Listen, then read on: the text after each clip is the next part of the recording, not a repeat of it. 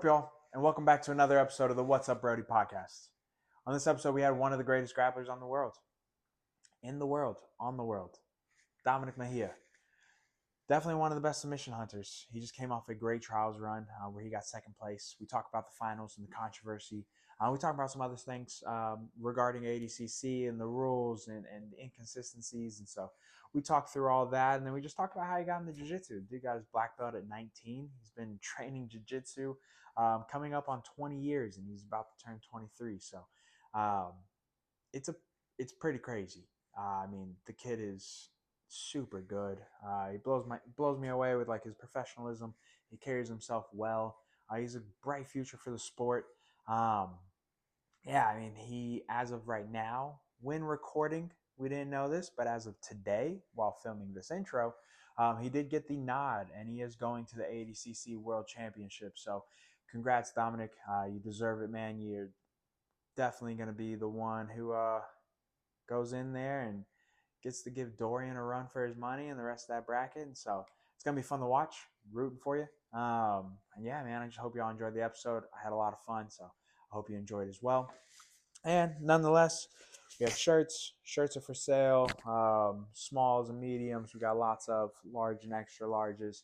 Not as many, but definitely still some available. So if you want one, let me know. You can ship. Drop one off wow. Jeez, boys, it's been a long day. Drop one off at your house. And Redmond's Salt. Use code Brodey at checkout for 15% off. Or you can use the link in my bios on Instagram. On either Instagram, my personal Instagram or the podcast Instagram. And follow that link. It'll take you to the website, and it'll automatically apply that 15% off at checkout. Awesome, y'all. I hope y'all enjoyed the episode. Thank you. Cool. All right, on three. 1, 2, 3. Woo! Dominic, what the fuck is up, dude? What's up, man? What's going on, buddy? Pretty good overall. Yeah? Yeah. Considering, that silver place? Yeah, not fully depressed. Maybe only at night. Dude, there was one comment on your video. What did it say? It was like the only one I saw that you responded to. It was something, the guy was being like sarcastic as fuck. What did he say? He said something about you losing or like... Oh, yeah, crying. Something like that. You said, you're like, life just goes on with a smiley face. It was like the only one you responded to. And I was like, that's funny, dude. Because I can't remember... I can't remember the comment now. I respond so rarely to comments. And that one got me. And I was like, I need to respond to this one. Yeah, I think it was like, does it matter because he submitted you in overtime? Oh, that's exactly what it was. Yeah, he was like, does it matter? You got submitted. Well, we wouldn't have went to overtime, dog. Like, what? You found it? Yeah, we wouldn't have went 3 points when he subbed you to the end of the match. Yeah, like we wouldn't have went. Hey, forged _S3. we wouldn't have went. To freaking overtime had he just gotten his 3 points. I think there's another one too that I responded to. There's this one, and then the other one is the one you're talking about where I said, life just goes on. Yeah, or you're like, life goes on. Yeah, maybe it wasn't that guy. I don't know. But yeah, I responded to 2, and it's the only 2 comment I responded to in like maybe like a month or 2. They got to you. Yeah. You can't read them, Dom. You can't read them. Yeah, I usually don't. I'm pretty good at keeping all my notifications off. Yeah, dude, that's the biggest thing. 3 points would have made a difference. Just say you didn't watch the match.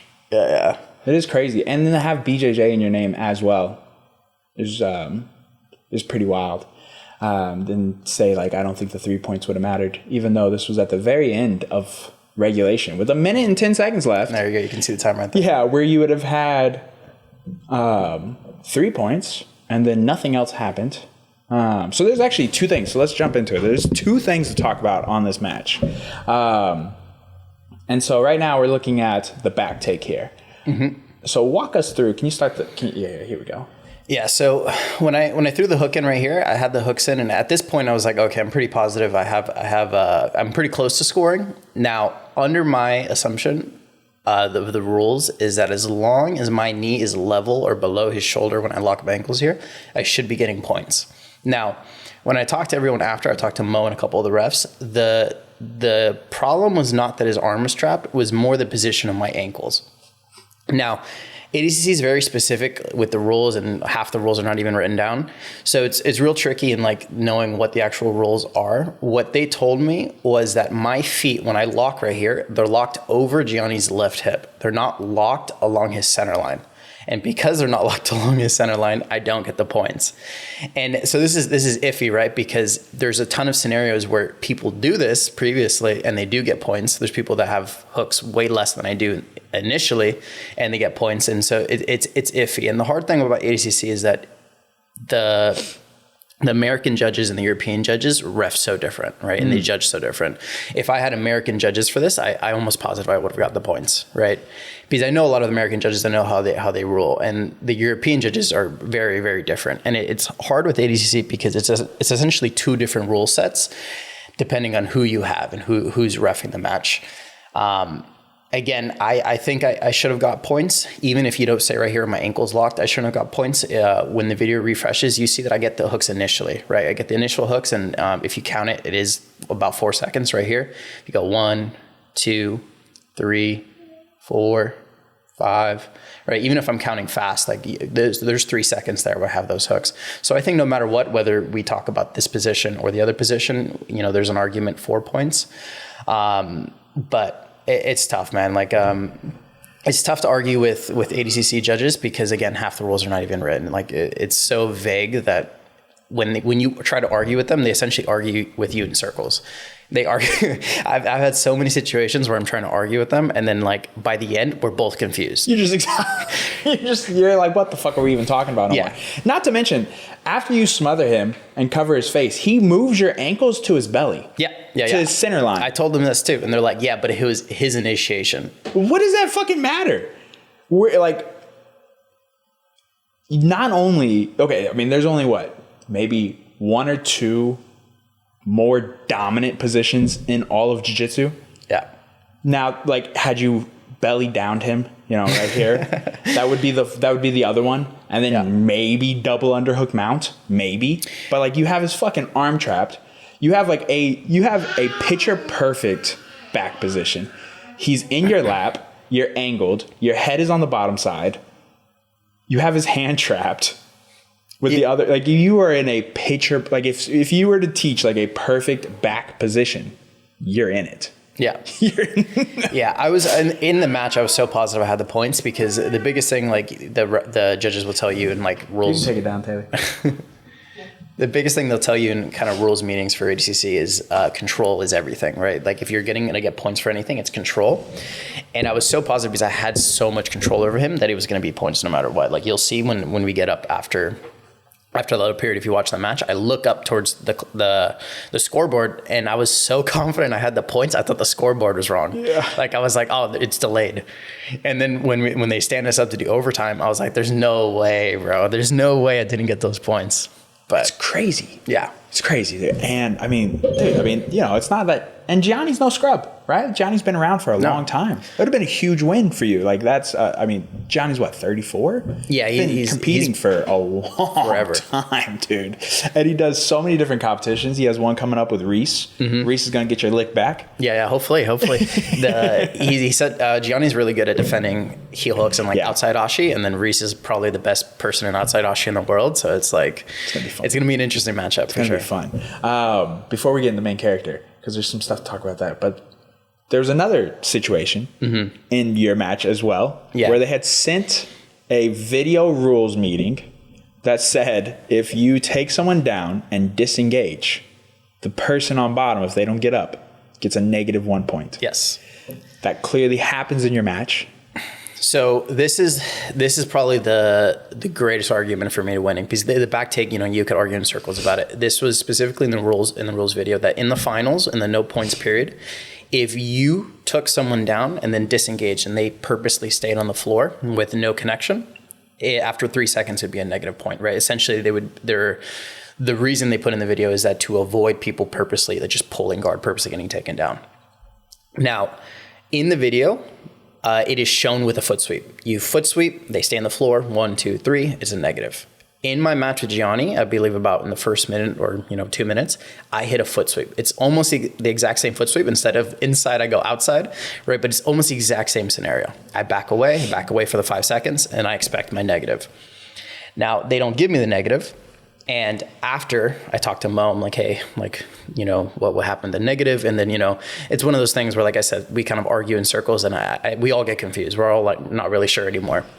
Mo did come after the fact and come out with a statement that he messed up in the rules video and that he relayed the rules wrong in the video and that whole section is wrong and that he's going to correct the video.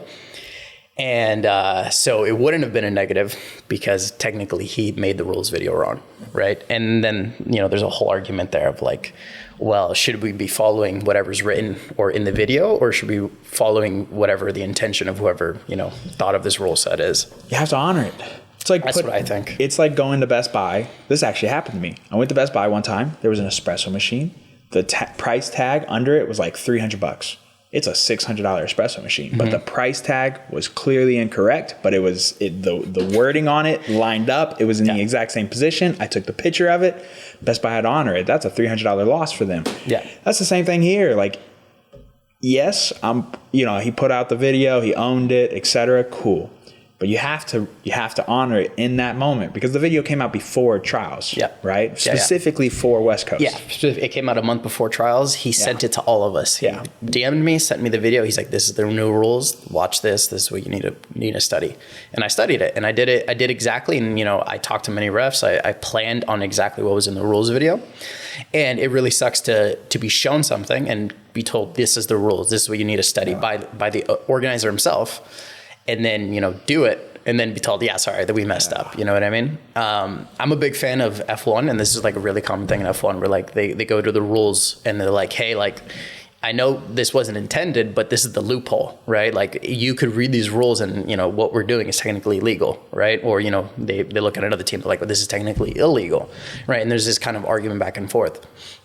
Now, there's definitely some issues with that kind of model as well, but I think whatever is written or in the video or whatever that we say is the rules, that's what should be followed. And if a change needs to be made, like, okay, after the cycle, let's make the change, let's correct it, right? I have no problem with changing rules and trying to make them better, but like, it's really hard as a competitor to be told this is the rules and then be like, sorry, we messed up on the rules, right? Like, how am I going to know? Yeah. How am I going to know what the rules are if you're never actually going to put them correctly? And if they're wrong, you're never going to just actually come clean and really tell us the clean rule set and how it's going to be enforced and everything like that. Yeah. You can't own it, admit that the rules video was wrong, and then not honor it. Yeah. Right? Like you either just let it fly and be like, hey, I didn't make that video. That didn't happen. That didn't happen. Or you got to go back and be like, hey, yes, we did mess up, but then that means that you won. And then the 3 points doesn't even matter anyways, because then you win by one penalty, right?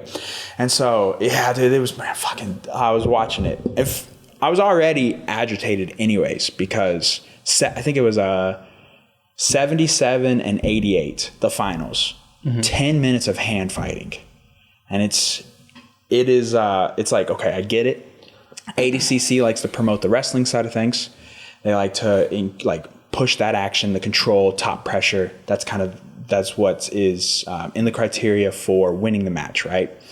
But then you get these two guys where they're just hand fighting for 10 minutes in the finals. And it's like, as a spectator, I would just someone just pull guard then. We're trying to watch jiu-jitsu. Yeah. We're trying to watch y'all play jiu-jitsu.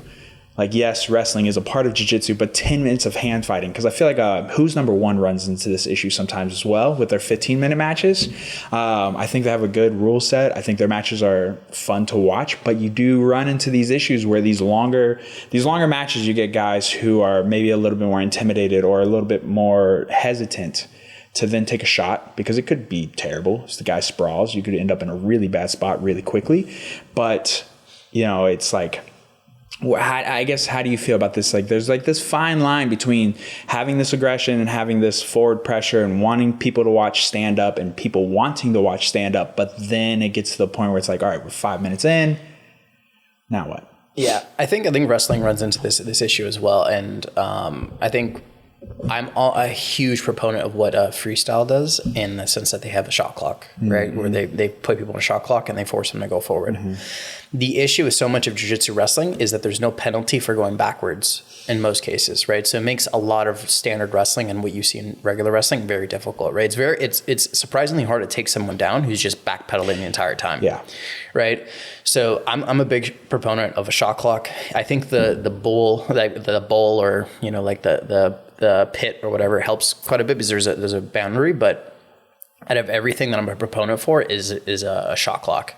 PGF does this, and I love competing under the rule set because of the shot clock, and I think it's such a like fun way to do jiu-jitsu. Interesting. I haven't had a lot of competitors have that same perspective. I've talked to people who've done the PGF, and they don't always feel the same about the rule set. But from a spectator's point of view, dude, I couldn't agree more. Yeah. Every fucking week, I'm watching the PGF. It's so much fun to watch. And dude, the stream is like 4 hours long. It is really long. And it keeps you entertained the entire time. Yeah.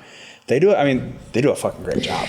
I think the reason why a lot of competitors don't like it is because it forces you to make bad decisions, right? It forces you to go forward, even if it isn't the smart decision. And also it leads to a lot of people getting submitted when they probably wouldn't have. Yeah. And I understand why people see that as like, hey man, like that's not like jiu-jitsu. That's not, what I'm used to and things like that. But I really like the idea of forcing action in the pursuit of making it more spectator friendly and making it enjoyable to watch, right? And some people are going to argue, going to be like, okay, well that's not jiu-jitsu, we're gamifying jiu-jitsu, we're going farther and farther down the kind of the sports pipeline than like a martial art. And I totally get that, but if we want to have jiu-jitsu more mainstream and more spectator friendly, I think it needs the action. These big lulls of just hand fighting and everything is boring. I watch it and it's boring to me, and I'm balls deep into this stuff, right? So I think number one overall is a shot clock. Forces so much more action, so much more submissions and everything, right? Like if you both are hand fighting, you're like, okay, well you gotta shoot, or we're gonna put you in back or turtle or whatever. You're gonna shoot. So there's ways to game that as well, but overall I think the shot clock helps so much, right? And especially ADCC, where it's not possible to have a bowl. If like a trials, you're not going to have six bowls right there, or 8 bowls. I think with that type of rules, especially the finals, a shot clock would help so much. I agree, because I can't wrestle for shit, but it's very clear when there like the opportunities you have to at least practice wrestling in the training room when someone else is also willing to engage in the stand up. Otherwise, because like you mentioned, like when someone's going backwards, shooting on their legs is very difficult. Because their legs are just so far back. And you can snap them down, things like that. But if they're constantly just running backwards, you can't always get that same kind of momentum because there's not that forward-backwards game. And so it's interesting. Like you mentioned, like it's hard to watch. And then the PGF side of things, they talk about all the time, like it's not to find who's the best in jiu-jitsu. It's to try to find who's the most exciting and who can make these decisions very quickly and who can, turn bad spots into good spots and things like that. And BMAC talks about this very clearly on the broadcast. But then at the end of the season, it always seems like the top guys still make it to the very end, no matter what. And so it is interesting because it's like, people talk about how this isn't jiu-jitsu or maybe the best guy isn't always winning. But then by the end of the season, it seems like the top, like this year, Jet, who's the other 10P Kevin Beering. Kevin Beering and the other 10P dude that were from the same. Elijah Carlton. Yes. Those 3, clearly the best 3 across the entire season over the average. And then they were the top 3 guys at the end. Yep. And so it is, it's very interesting how it does end up still evening itself out. Yeah, I think the best guys will always adapt, no matter what. I think so, right? Yeah. And that goes back to, I want to circle back to you watching the rules video, taking it in, understanding it, and then having the fight IQ to pull it off in the match. Yep. And know immediately, okay, I need to immediately back away. There's all these fucking people watching. It's now the ADCC finals. They turn the lights off. There's no other mats going. It's just you and Gianni. And you have the IQ and the wherewithal to hit him with the exact same sweep, just on the outside instead of the inside that was in the video. Because I watched the video. Hit him with the sweep and then back away. That's impressive. It was game planned ahead of time. Like the semifinal and the final match, we game planned to make sure that I had the best opportunity to win. And we went to several refs. Every time we game planned, we went to several refs and we're like, hey, look, this is what we're going to be doing. Tell me where I'm wrong with the rules. And we went to 3-4 refs. We went to so many refs for the semifinal match, for my game plan for the semifinal match, and for the game plan for the finals match. And they're all like, yes, you're correct. You're right. The video's, here's the video, here's this. Like we got backed up every single step of the way. You know what I mean? I try to be really on top of it because like I told you, sometimes the judges will rule different depending what region they're from. And still, you know what I mean? Like even with my due diligence, it didn't work out for me. Why is there European refs at an American event? So the European refs are, I believe they're Finnish, most of them. The Finnish refs are the head refs, right? Like Peter and some of his guys are like what you would see at the actual ADCC world, right? Okay. They're the main refs. They're for the big events, for like the finals of trials and things like that. They're the main refs. The American judges are everything that run like the opens you see in the US, South America, and these regions. These are kind of like people that like Mo have kind of started built up to run these opens. Some of them are now good enough to do like the big shows and trusted, but the original refs like that have been doing ADCC since 2004 or whatever. Those guys are usually European, and those are the European side. The issue is that everyone can look at the rules, and like I said, the rules aren't really fleshed out well. So what happens is whoever's running the American side or the American side is seeing the rules, and they're like, okay, well my perspective of the rules is this, and then so he's doing rules meetings, he's making more refs, and he's spreading his perspective of the rules, and so all the American judges have this perspective of the rules, while the European judges who, ref like three events a year or whatever in ADCC, they are still kind of like in the kind of the old school ADCC kind of mindset. And so what happens is that the American side keeps like changing slightly. Like you'll see each open, they'll change the rules just a little bit, or like their perspective of the rules. And so every time the American side gets slightly farther from the European side, at least that's my perspective. There's definitely times like my favorite thing is to ask this, I go to the rules meeting and I ask the same question every single time, right? And the reason I ask the same question is because they give me a different answer every single time, right? If I go to the American side, I'm like, okay, what's the ruling on this? They'll tell me that one answer, and then I'll go to the European side and they'll tell me another answer, and then I'll go back to the American side in like a year and they'll tell me a different answer, and I'm like, okay, none of you guys have a consistent rule set, So it's tough. It's tough with ADCC because there's never consistency, and there's a big talk like in the gym when we were watching the rules videos, like, okay, well, this is the video. How is it going to be applied in real life? And it's just such a tough thing to be told rules, any type of rules, and know, like, even in your head before the match, like I knew there was a possibility I could not potentially get the negative. There's a possibility I could not get, whatever score, because there's a track record of ADCC being inconsistent, right? And I don't mean whoever the top guy is, maybe top guy like Peter is the very head judge. Maybe he's very consistent in his ruling, right? But it's everyone below him, or everyone that's actually doing kind of the day-to-day matches that are inconsistent because they're all different perspectives. Yeah.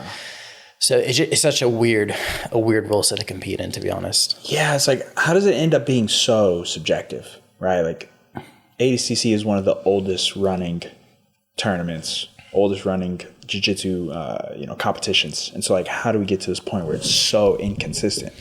Yeah. You think that by now they would have this more ironed out? Yeah, I mean, I don't want to blame Mo, because I think Mo's done a lot of good things for jiu-jitsu, but I think a lot of what happened was that people like Mo, or like a lot of these people were trying to improve ADCC quickly, and they're trying to improve and things like that. And what happened is a lot of the times they were kind of flying by the seat of their pants. Yeah.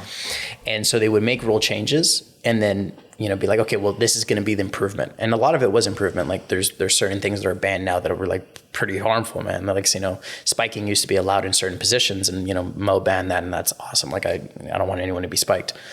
But because of like a lot of rule changes, a lot of minor changes like this, like a lot of things were never written down.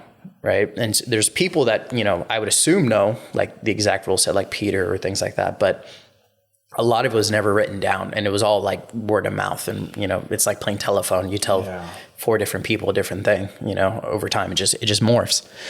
And so I don't think it was ever a purposeful thing. I think they were just always trying to pursue, like in pursuit of making ADCC rules better. And then just over time, no one really knows the rules. You know what I mean? Maybe more of like a organization kind of thing versus like the intent to be confusing, but it's just more the fact that, you know, they keep evolving it, but they're not quite keeping a good enough like record of it. Like they're not writing these things down when they make these changes, and they're not having a set rule set. Yeah, it's interesting. Because, you know, like IBJJF gets a lot of slack for their rules. Yeah. But they're pretty, I feel like they're consistent at least. They have some dumb rules, but they're consistent with their dumb rules. Yeah, I think IBJJF is more consistent. I would say the rules are dumber, but they're more consistent with their rules for sure. I know it's hard to compete. It's hard to do other tournaments and then go immediately to an IBJJF tournament, especially in no-gi, because you're immediately just going to reap. Like, fuck, shit. And so it's like, you know, you do a Naga or you Grappling Industries or any of these other ones, ADCC, you can reap in all of them. And then IBJJF is the only one you cannot reap in, all the way until brown and black belt. Mm-hmm. And so it's hard to go back and forth between those and then going to IBJJF. But then IBJJF is, you know, really well ran, really like consistent, at least for the most part on that side of things. It's like you want to participate, but then some of the rules you're like, well, it's not as fun for no-gi. In gi, it makes sense. Like, don't reap. Yeah, it's like, okay, obviously. Yeah. But in no-gi, it can be challenging because different positions you can't go into because of the actual reaping motion. Yeah. I really like the idea of ADCC. Like in my head, the ideal version of like, you know, we're incentivizing wrestling, we're incentivizing aggression, right? As long as you're being the aggressor, you're going to be protected in the rule set, right? And I really like that idea. I really like the idea of that. But I think it has to be consistent in its ruling, and they have to do better on how they consistently put out the rules. Yeah. Before this rules video, I believe the last rules video was about maybe 5 years ago, right? Or 4 years ago. It was quite a long time. And you know, within like a year of that video, or maybe 2 years, it was pretty outdated, right? There were so many rule changes and so many specifications to the rules that I feel like it's changed quite a lot, right? In my head, like a good organization would be putting out updated rules or you know, revised rules every year, right? And because ADCC changes quite a lot year to year, right? There's little changes. Like for example, in this rules video, a big change was like what dictates a grounded opponent, right? Putting your hand on the floor when you're wrestling for more than 3 seconds is a negative now, because you technically are a grounded opponent, or, you know, pull guard.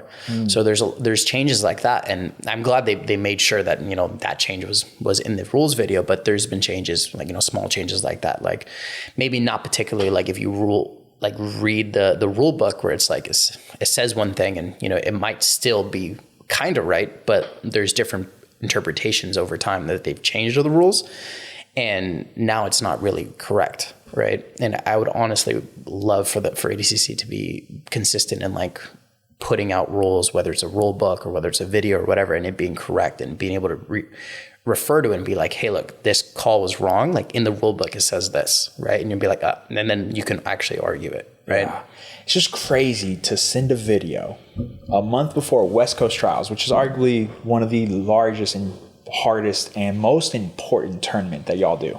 Mm-hmm. Like obviously going to Poland and doing the whole World Championship is huge. Like that's a crazy opportunity, but that's a very small percentage of people. In trials, anyone can sign up and make a name for themselves in trials. Like it is one of the biggest opportunities for a grappler.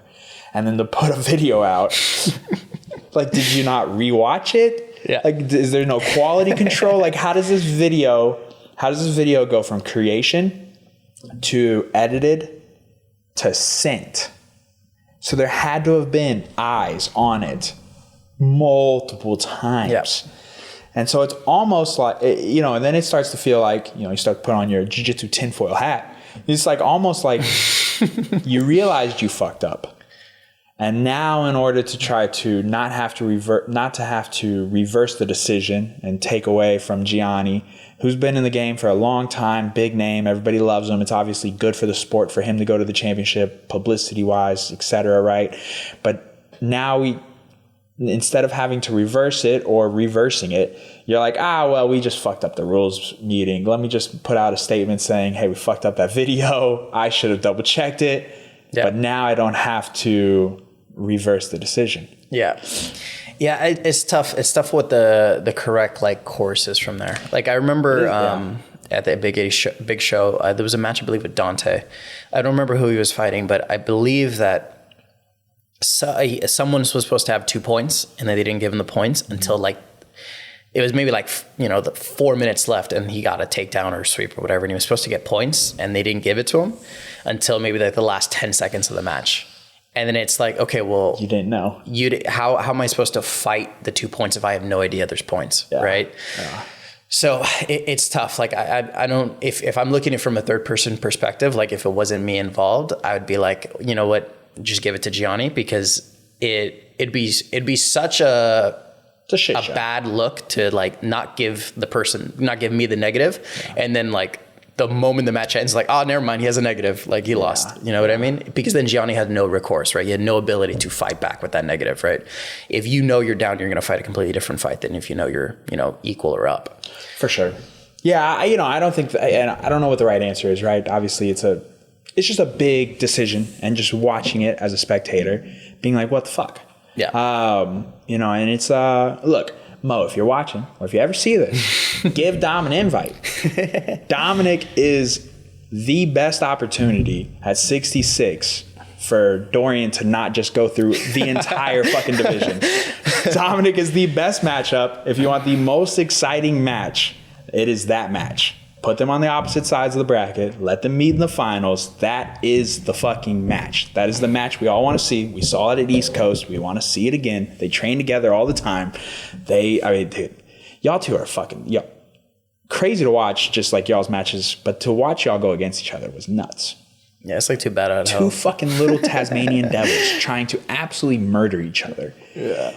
The 66 division is so much fun right now. And how is it training with all those guys? And I would imagine most of y'all are friends, right? Y'all train all the time together. Y'all are with each other all the time. It's you, Reese, Andrew, and Dorian. Yep. Landon as well. And Landon. Landon's out there doing big things in the UFC.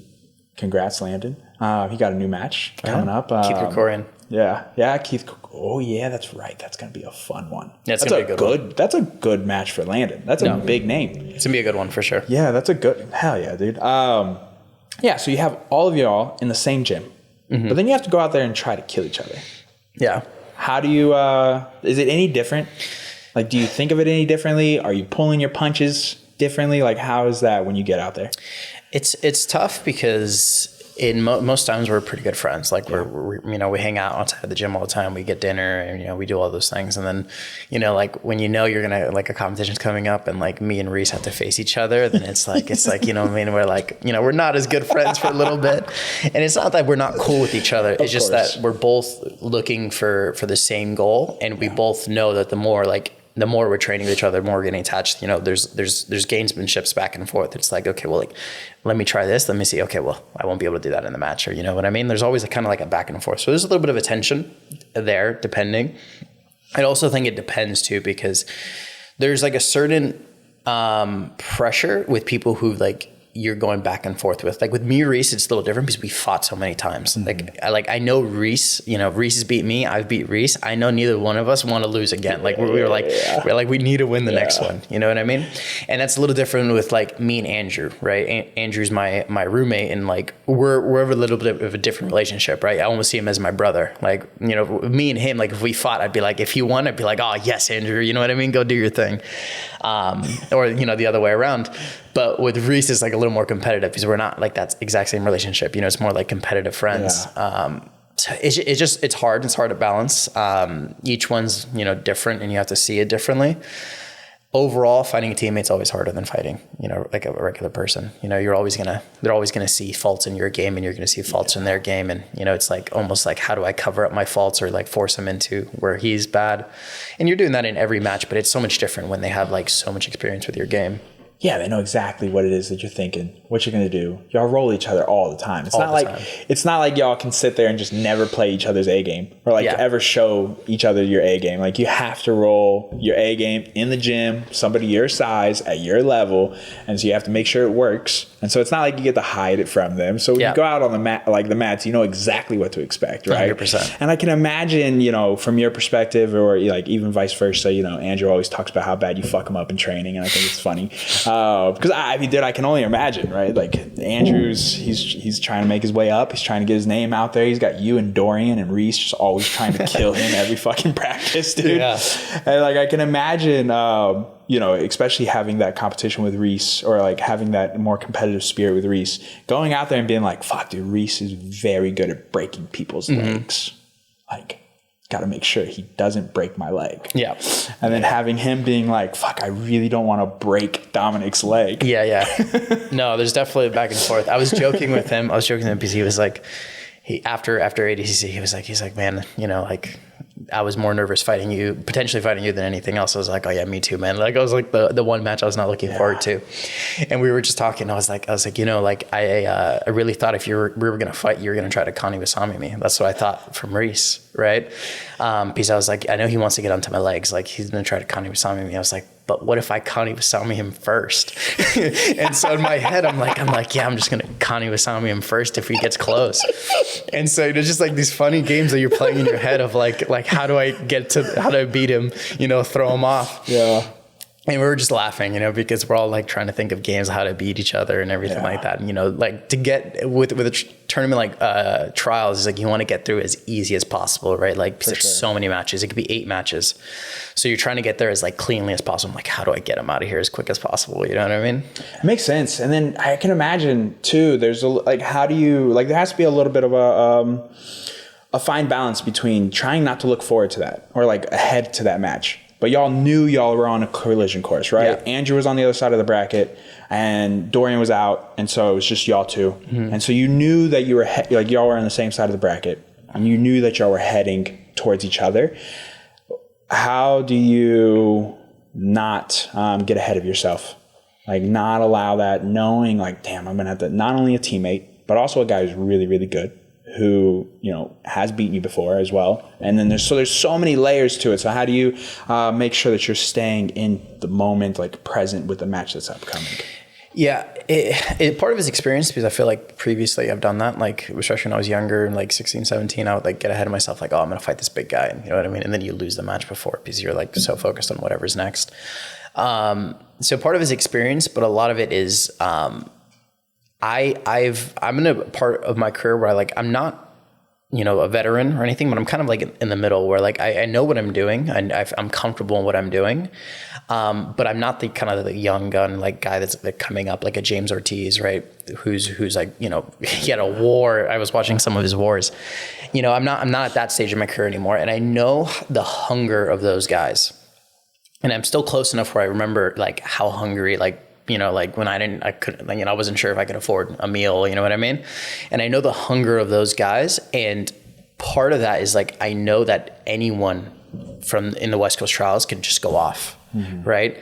And I have a certain expectation of myself of that I need to be able to make it to at least to a certain level. Right. Like I knew for West Coast trials, like the bare minimum was I place. Sure. Right. Like that was like, if I did any less than that, oh my God, I'd be so upset. Yeah. But the bare minimum was like, I need a place.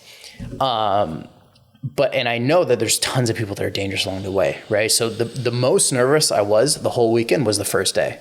Because the first day I'm going to fight guys that I don't know, if I'm going to fight randoms. Mm-hmm. And that first day I had 3 matches, and all those matches I was definitely more nervous than I was for like my final, for example. Do you think it's because of the little bit of the unknown? And the also, like you said, the hunger, and like they're probably a little bit more willing to do something that could put you at more jeopardy. Yeah, it was interesting watching Andrew versus Rafael, which was probably the match of the tournament. That shit was so much fun to watch, but I was just so nervous for Andrew the entire time, because as the match continued to go on and Rafael couldn't get to where he wanted to, you start to see him get more and more spastic and more just like insane reaps, having zero regard for Andrew like whatsoever. Just send it. Which I get, there's obviously like that's the whole point. Like there is that, but when you watch him though, it seems like it's a little bit, it's just, there's a different level of not giving a fuck about the other person. When he's fucking throwing his reaps over, I mean, he looks like he's trying to break your leg with the reap alone. Yeah. And just the way he starts inverting and spinning around and fucking just a little Tasmanian devil. I was just so concerned for Andrew the entire time. And he stayed so calm. He did great. It was a great match for him to win. But yeah, it's just like I could see how that first day, like you said, not only is it like, oh, Dominic got beaten the first day. Yeah, that would suck. Right? There's that aspect of it. Everyone expects you to be in the top 3. There was an AI model going around. That was a guy. He actually came to house a couple months ago. And lives in Miami, and he came over to house. I think he knew Abe prior or something. He came to one of Abe's classes, but he built an AI model that had all of y'all ranked on where y'all should finish, who was the favorite in the division, et cetera, et cetera. And I believe it had you 1 or 2 to win gold. Nice. And so essentially he was breaking it down to me, and he said that it runs all of y'all through all of the matches 10,000 times. And it comes out with a percentage of which y'all should win gold, silver, or bronze, or not place. And it was you and Gianni at the top. But I think Gianni joined real late. So you were number 1 for the longest time. And then Gianni joined. And it was, I don't remember where it ended up being, but it was one of y'all at the top and one of y'all in second. I don't know where the fuck I was going with that.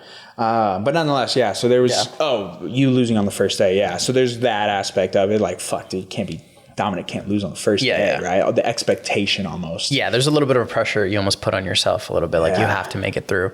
So at least from my point of view, it's like, okay, well, I need to really focus on these matches. Like each match is like the finals for me. And I really try to focus it like that. I was way more nervous on the first day because I'm like, I need to make it past the first day. The second day, I was like, I wasn't even nervous. I was like, I know I'm going to fight all good guys. And I was just kind of happy the second day. Second day was like a weight lifted off my shoulders. That's interesting. Yeah. It makes sense when you're talking about it, but I think from like an outside perspective, they might think the opposite. Yeah. Obviously, you're like, oh, I'm going to breeze through these nobodies. But when you're breaking it down and talk about it, it does make sense. It makes sense that you would be more nervous in the first round for multiple reasons. And then the second round, you're like, oh, I know all these guys. Mm-hmm. I've either rolled with them before, competed against them before, et cetera. And so that's interesting. Would it be the same if the guy, like someone in day 2 was somebody that was just a dude that just fucking caught fire? Definitely would probably be more nervous. Like if someone I've never seen or never heard of, I'd definitely probably be more nervous, but there's kind of like a flow you get into, like a rhythm of after you've done a couple matches, you're like, okay, I feel good. Yeah. Right. What up, y'all? I know I'm interrupting the conversation. I apologize, but I do need to quickly talk to you about Redmond Real Salt. I've been using this salt for a couple of years. I cook with this every single day. It is my absolute favorite salt in the entire world. And you now, as a What's Up Brodey listener, you can get 15% off by using the code Brodey, or on my Instagram in the bio, you can follow that link to checkout. You'll get 15% off as well. Now, back to the conversation. And maybe, some people don't get in that flow. Like there's definitely been certain tournaments where I do like 2 shitty matches, and then like the third one, I'm like, God damn, I have to fight again. But I felt really good. Like I felt like in a really good flow by the second day, where like anyone I probably would have been pretty cool with. You don't get always, like I said, you don't always get in that flow with matches, but like for this one particularly in West Coast, I was like so happy. You could ask Andrew or anyone. I was like, I wasn't even like I was competing. I felt like I was gonna go like have a night out wherever. I was so happy. I was enjoying. I was like singing songs, I was doing everything. You know what I mean? That's not usually typical of like for me competing. The second is probably one of the funnest like competition days I've ever had in my life. Like I just felt like everything was kind of falling into place. I was happy and everything like that. So in that specific situation, I probably would have been fine, but maybe in another one I would have been like, crap. That makes sense. I have to fight some random like 17-year-old that's like about like gonna try to kill me, Yeah, literally. Between day 1 and day 2, like what are you doing between those days? Are you going home, or are you going back to the hotel or whatever and watching the matches, or like rewatching your own matches, or are you watching the matches of the people you're going to face on day 2? Or are you just kind of like, look, I've done this before, I've been here, I'm just going to go home, chill, unwind, and then just go back into day 2? There's like a mix of it. I definitely want to chill and kind of like reset a little bit and almost treat it like a regular day, right? To go home, make dinner, relax, sleep, watch TV if I want to, whatever it is. But I do watch a couple of matches for sure. I usually, my general idea is that I watch whatever's going to be my match the next day, the first match, and then the second match. I usually don't watch farther than like a second match. Okay. The reason is because there's so many times where like you expect someone and then the bracket plays on itself, right? Like there's so many things that happen, you know what I mean? Like even with like Gianni, for example, like Gianni could have lost and I could be facing a completely different opponent, right? Doesn't mean I didn't watch Gianni in the lead up, but like the night before I didn't. Like I'm not going to purposely make myself more nervous for a match that may not even happen or that's like not necessary. So I just focused on like whatever match I'm going to have next and the one after. And then the day of the tournament when the bracket starts playing out more, then I'll watch matches kind of during, right? So like because usually you have like an hour break, like right after my match, I'll just be watching whoever I'm fighting next and then watch right there. All of it is really just to be able to like make sure that whatever nerves I'm going to have happen as close to the match as possible. Like I don't want to be nervous for like 12 hours, 13 hours, right?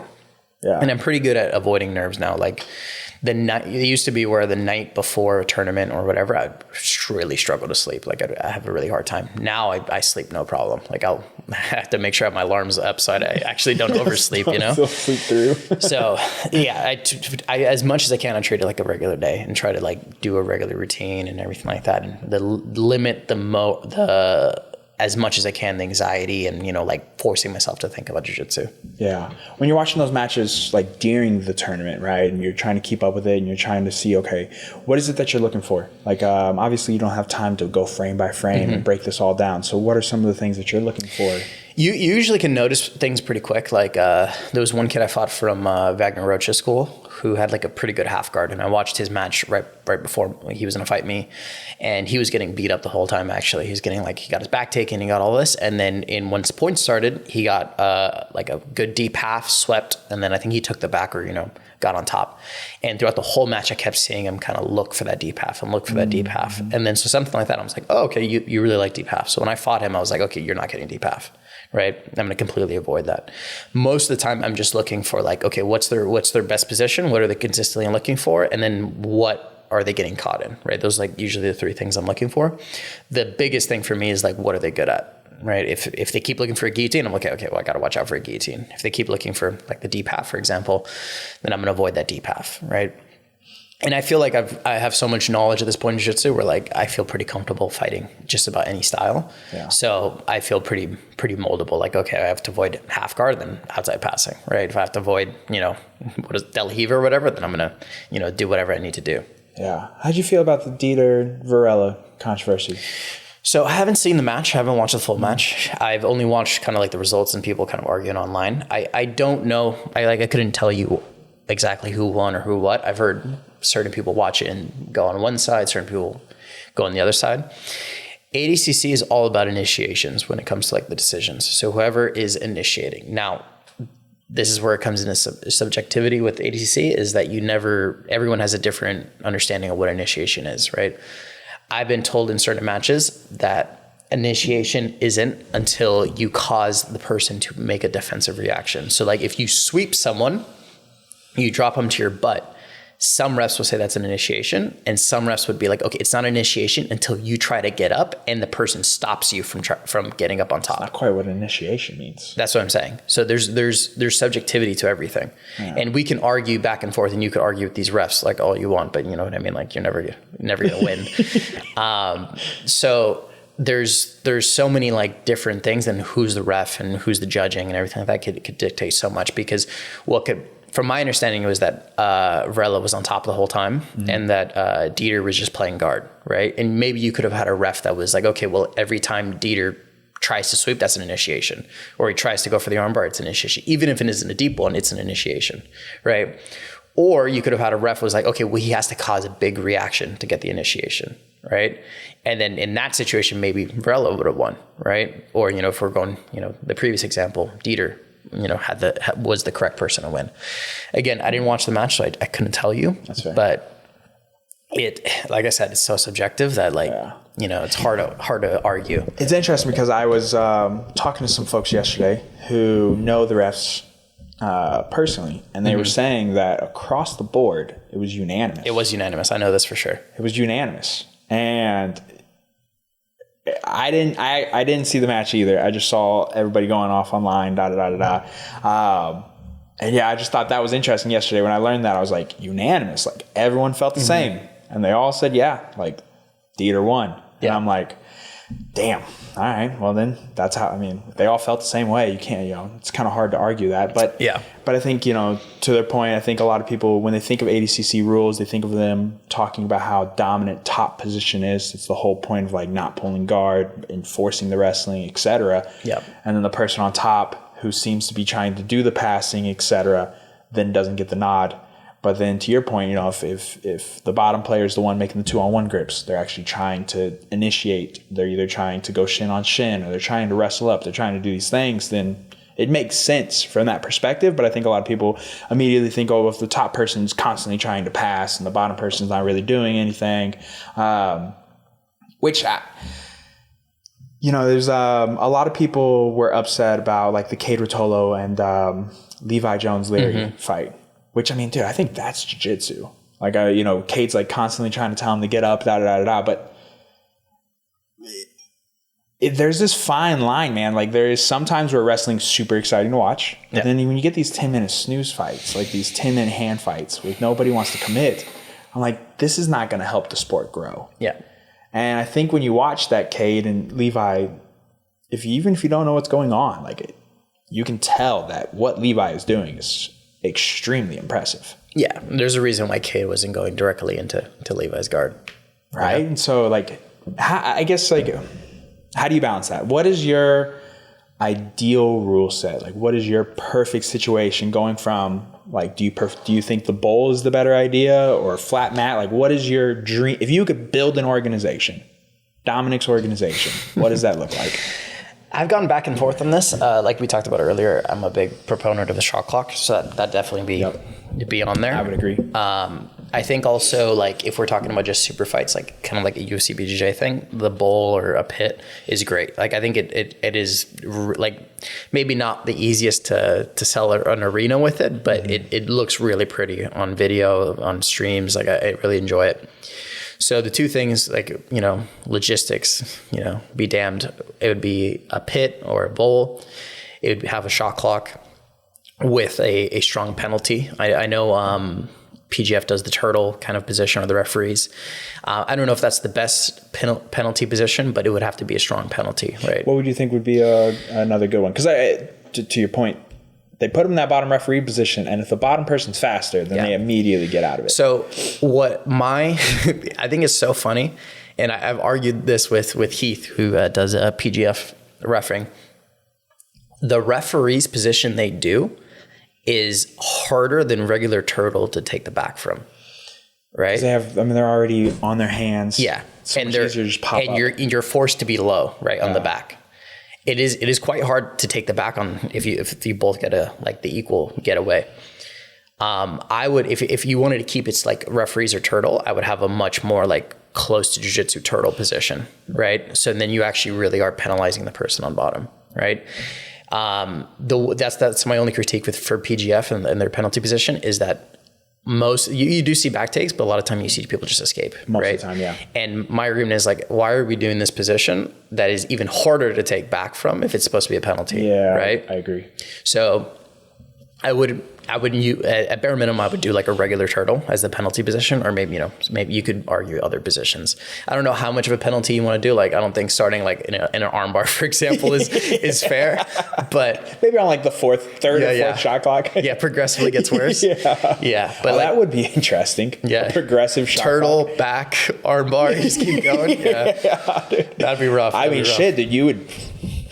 Oh yeah, you would move. You get on that third shot clock, and then you have to go into spiderweb like EBI rules. You'd be like, I'm doing anything possible. Yeah, you would push accident for sure. But yeah, I would definitely do at least turtle, like a regular turtle for the penalty position, and then sub only for sure. Like I think sub only is just closer to pure jiu-jitsu. Overall, I do like rule sets that incentivize wrestling, but I think that as an overall thing, like if you did a 10-minute match, right, and then you were like, okay, we need action, right? Like a get down rule. I think if you had the shot clock, I don't think you would need the get down rule. That's fair. I might be wrong, fair. when it's actually played in reality. But I think if you had two people wrestling, you're like, hey, you need to shoot in the next 20 seconds, or you're gonna do something. Something's bad's gonna happen. Then you would force the action, and then what plays out plays out. But again, I might be wrong, right? Like, so do you think people should be able to pull guard or not? I think so. I do like the wrestling incentive, but I don't like matches, like I said, this forever hand fighting. I think I'm fine with them allowing guard pulls and things like that, because you're still going to see wrestling. Like when two wrestlers are going to go against each other, they're going to primarily wrestle. Yeah. When you see two guard players, they're going to pull guard. Right. Nothing's worse than two guard players. Yeah. Wrestling. Yeah, that is rough. It's rough, dude. Yeah, it's hard to watch. It's really hard to watch, and that's what I'm getting at. Like the ADCC and who's number one has this problem sometimes too, where you get these two guys, and it's like neither of them can really wrestle. You can tell that they can't really wrestle, or neither of them are very confident in their wrestling, and then they're sitting there and they're going back and forth, interlocked fingers. Yeah, and it's like, please, one of y'all. Do something, please. Please, just play jiu-jitsu, please. Yeah. But I get that, really fun stand-up scrambles and things. Like you get an Andrew Tackett and a Kate Rotolo, right? You get that match, and there's fucking fireworks of scrambles. Yeah. It's so much fun to watch.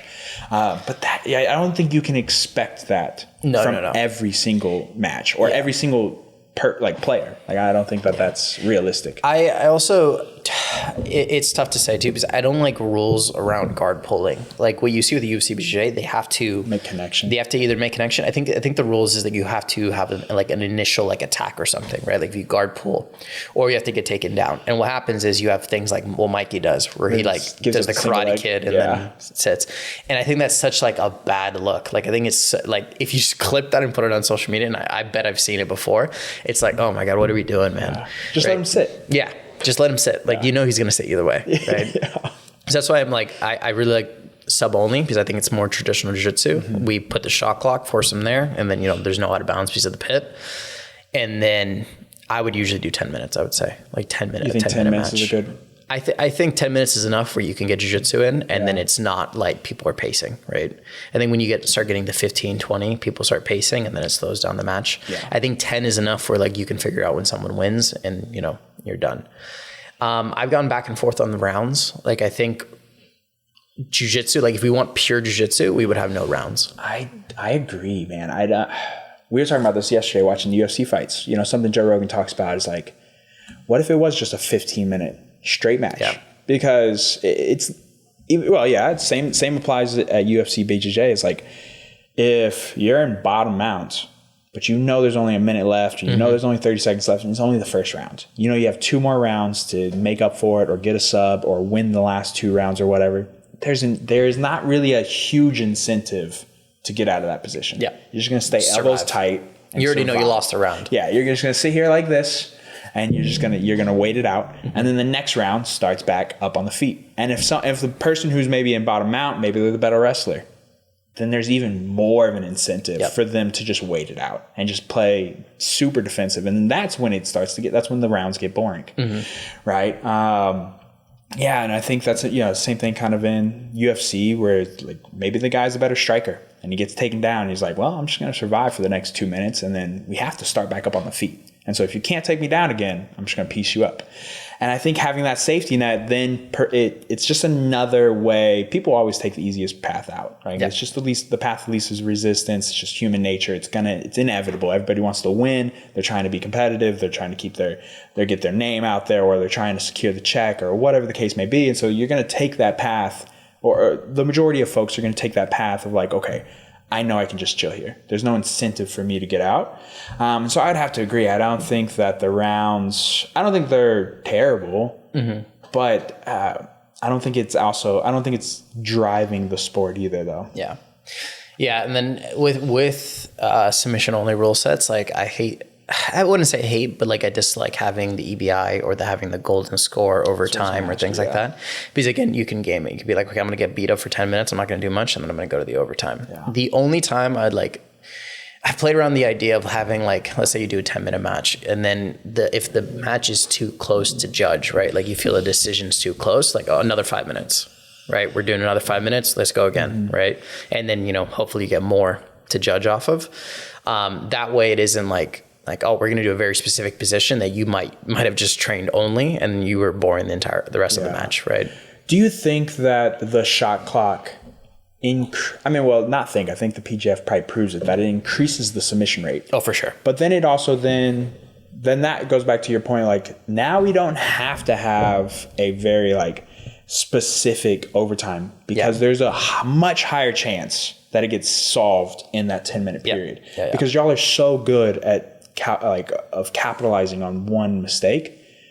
And that shot clock is going to force a mistake, a bad mistake, because you have to make a very big motion or a very big movement that then is going to allow this scramble. And then in scrambles, anything can happen. Yeah.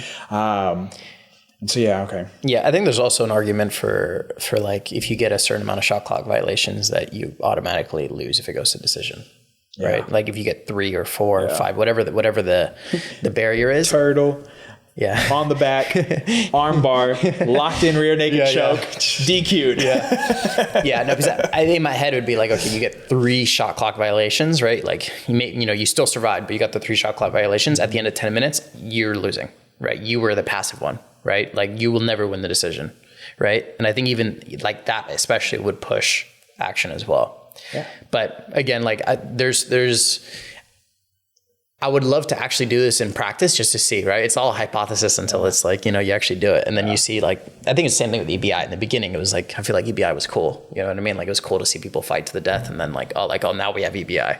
Now it's like, we're going to be lazy until EBI, right? Yeah. So I think no matter what things get gamed, it's just like, what can you make it so it's the least gamified? You know what I mean? And it seems like the shot clock is the least gameable. Yeah.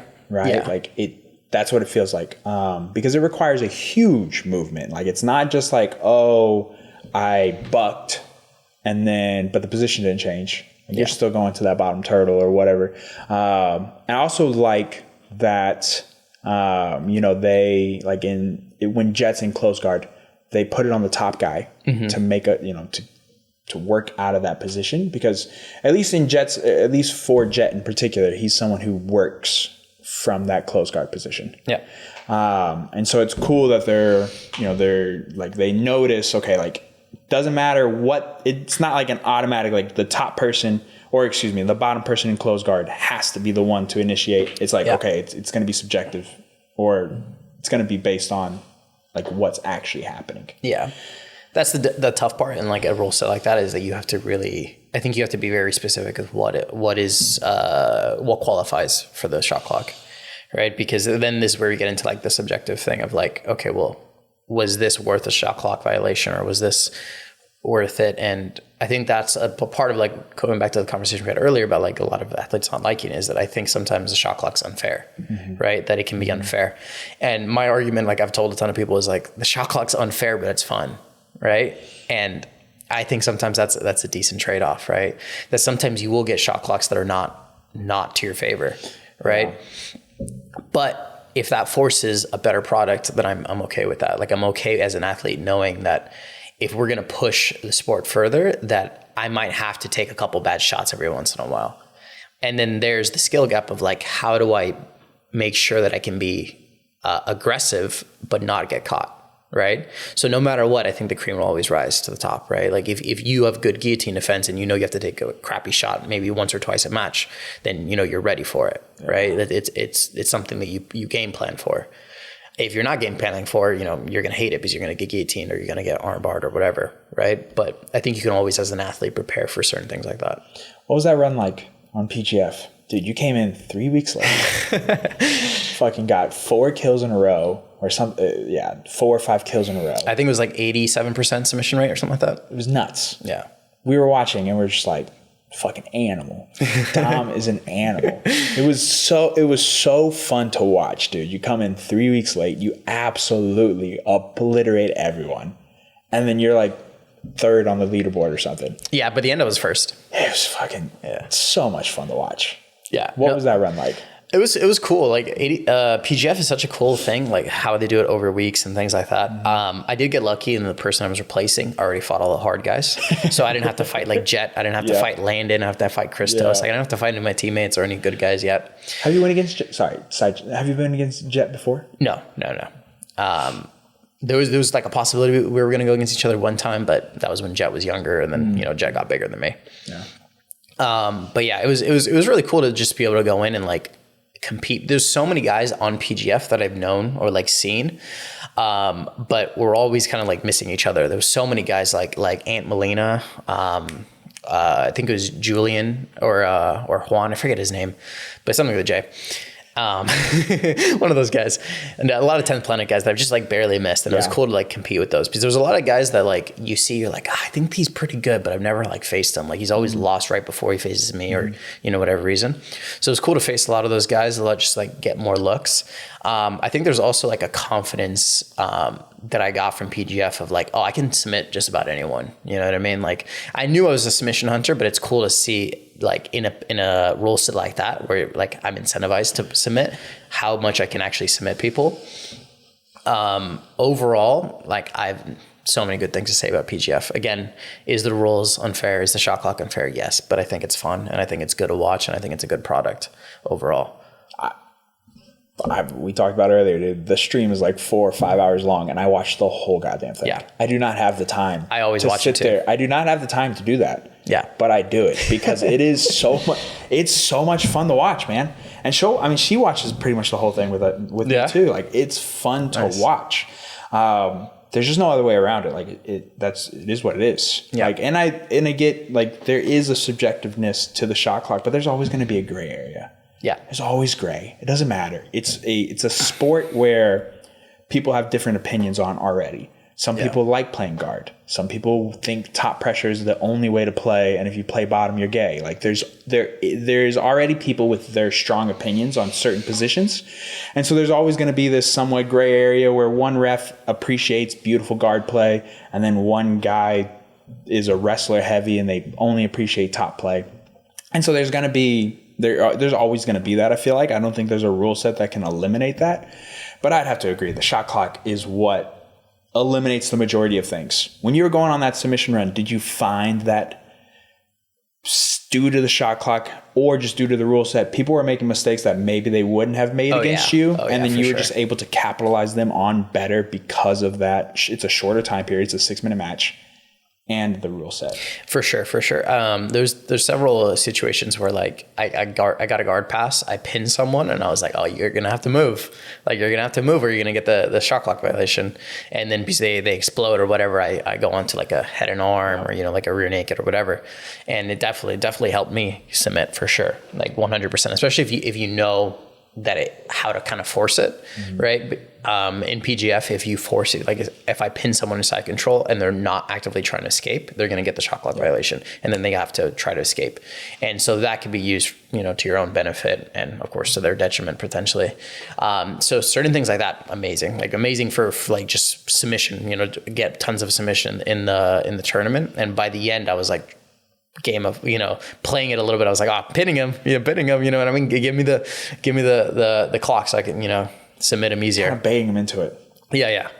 So I mean, like I said, everyone who's good at competing is gonna take it to their advantage, and it's one of those rules. Like I think if rules can promote submissions, then that's the best thing for everyone, right? But you're obviously smart. Yeah, you're obviously really smart. I try to be. You're clearly smart, right? Like there is. It's very obvious right now. Like one of the big things, we were going to talk about main character. Like Kamoy is always talking about like there's not a lot of jiu-jitsu guys that get on the mic, right? And it's funny because she was saying like, I don't think I've ever heard Dom talk more than a sentence or two. And I was like, I haven't really either. And so I was very curious about this whole thing, and you coming on, and like I was curious to see like you opening up more.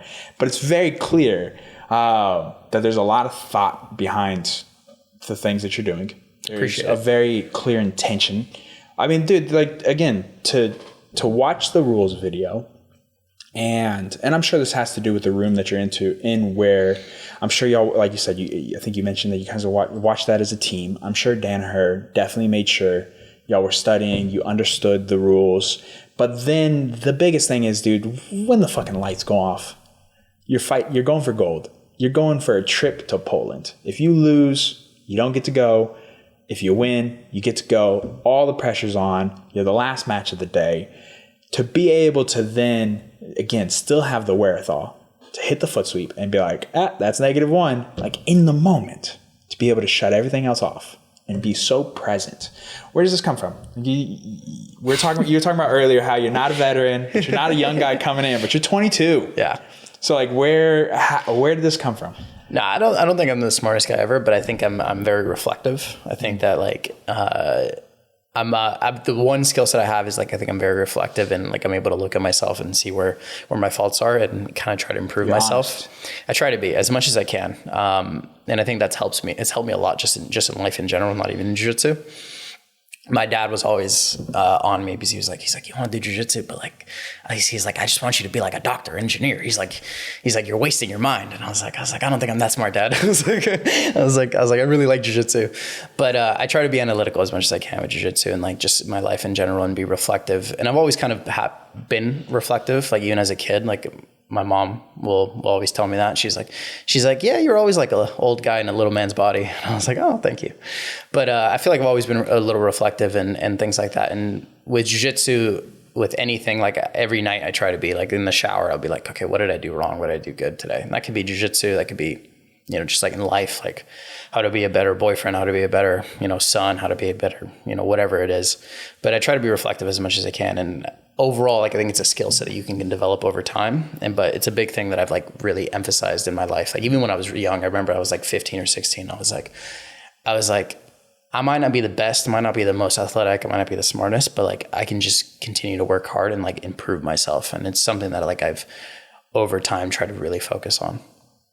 Was there a specific time or like a moment where this clicked for you? Like how did you come to this conclusion? Because it's obviously true, but what was it for you that was like, okay, I know that I can do this? I had a lot of people in my life as a kid who were like bad role models. Like I had a lot of people that I looked at and was like, I don't want to be like you. Interesting. And I was like, okay, well, how do I not be like them? How do I not be with like these people that are like my only examples? Are there like other people your age or more older like people? Parental figures or like, people who were like taking care of me at the time or like, the only adults that I really had access to.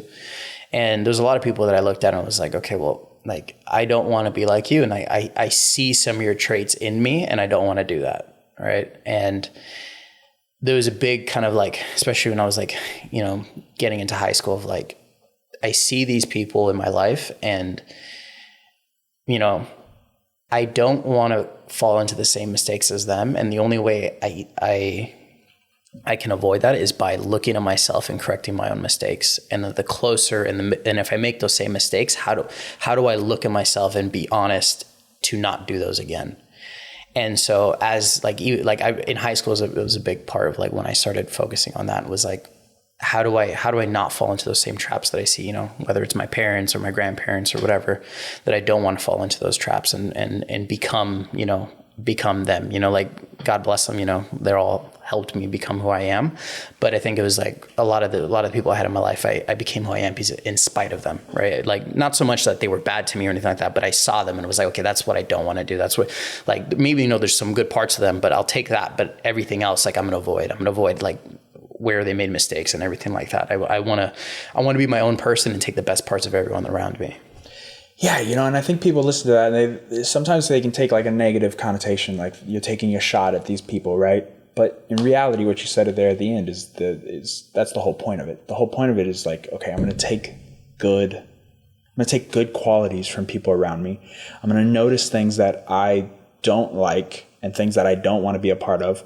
And I'm going to work very hard to make sure that those things don't happen, or I don't do those things, or I don't follow that path. And I think that is the pursuit of like personal excellence. Like you are trying to be the best version of yourself. And that requires this outlook that you have where you're able to take yourself out of the picture and look at it from like a third person point of view and be like, okay, these are things that I enjoy.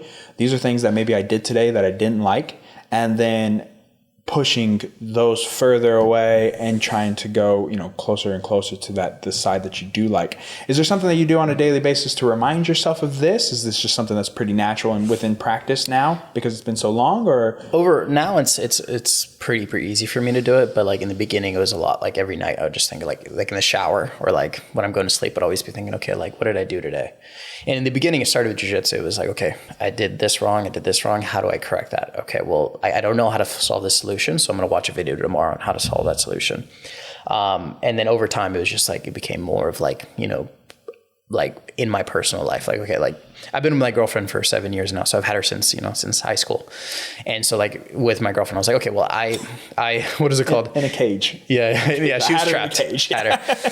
We were together in high school. I'll rephrase that. And, and I like, even with like, I remember with her, it was like, okay, well, like my parents are divorced, and a lot of what I've seen from my parents was not the most positive thing ever.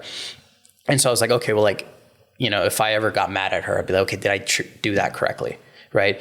Did I communicate what I wanted to communicate to her correctly without emotion and not let the emotion cloud what I'm saying? Right? Like, did I just get mad and shut myself off and move on? Right? And then, let it fester for a while. And there was like little things like that were like kind of the inception of what I started to like kind of be real reflective about myself. And even now, like now that I'm kind of not even that old, but I'm more into the later stages of like my life compared to when I was a kid.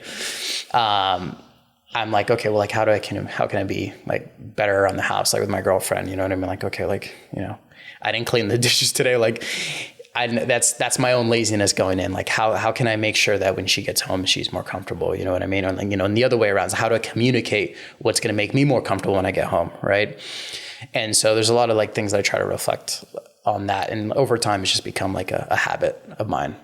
Do you listen to like podcasts or self-help books, or like For sure. How did you start to kind of, because obviously there's a broadness of it, right? There's that ability to take that third person point of view and separate good and bad and how can I improve those things. But then now you're also talking about very, very specific things, right? Like you're noticing these things, and like, how did you start to like recognize those things?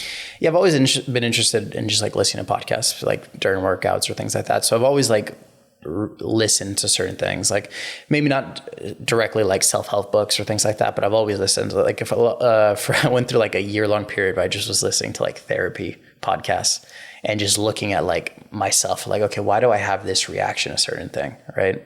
Like a big thing, that might happen is like someone is speaking to me like, angry or whatever. And then I'm like, well, fuck you then, like I'm pissed off. Like, I don't even want to communicate with you, even though they might be fully, whatever they're upset is fully acceptable. Like they have a reason to be upset.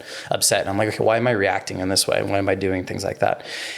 And I think all of it has, like I said, come from like a point of like, I just wanted to be better and be a better person. And then overall just kind of developed and like, okay, well, like, how does that look like in my day-to-day life? Like I should always be learning something, right? Whether it's about myself or about the world around me or whatever, jiu-jitsu. So I go in through waves. Like right now, I'm just listening to whatever I want to listen to, but then I'll go into, like I said, like a year-long period. I'll just listen to therapy podcasts. You know what I mean? Like I went through like a 3-month period of like parenting podcasts. I'm nowhere near a parent, but I was like, I'm interested in just like learning and being like when that stage of my life comes, I'm prepared or things like that. Was there similarities that you saw, or like things that crossed over from the therapy podcasts and the mental ones? Yeah, because a lot of it is like talking about your own like childhood, you know what I mean? And saying things like that. And how like the biggest thing was like how at least the biggest thing looking into my childhood was like how much conditional and unconditional love changes how you view things. Right? Like when love is unconditional, like you have to do this to get the love, right? That you change how you react as a kid. And I know as a kid, I was always like looking for validation, right? And I was always looking for validation. And I was a very insecure child. Like even up until high school, I was super insecure because I was always trying to like find something.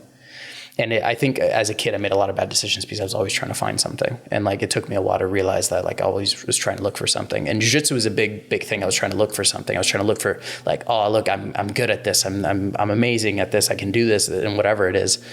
But now I've kind of like realized that, especially in the last few years, like I was always looking for something, right? Like something outside of me. And thankfully now I feel like I'm in a position where like I'm happy within myself. And, you know, like jiu-jitsu, like I never win another thing in jiu-jitsu. I'm happy. You know what I mean?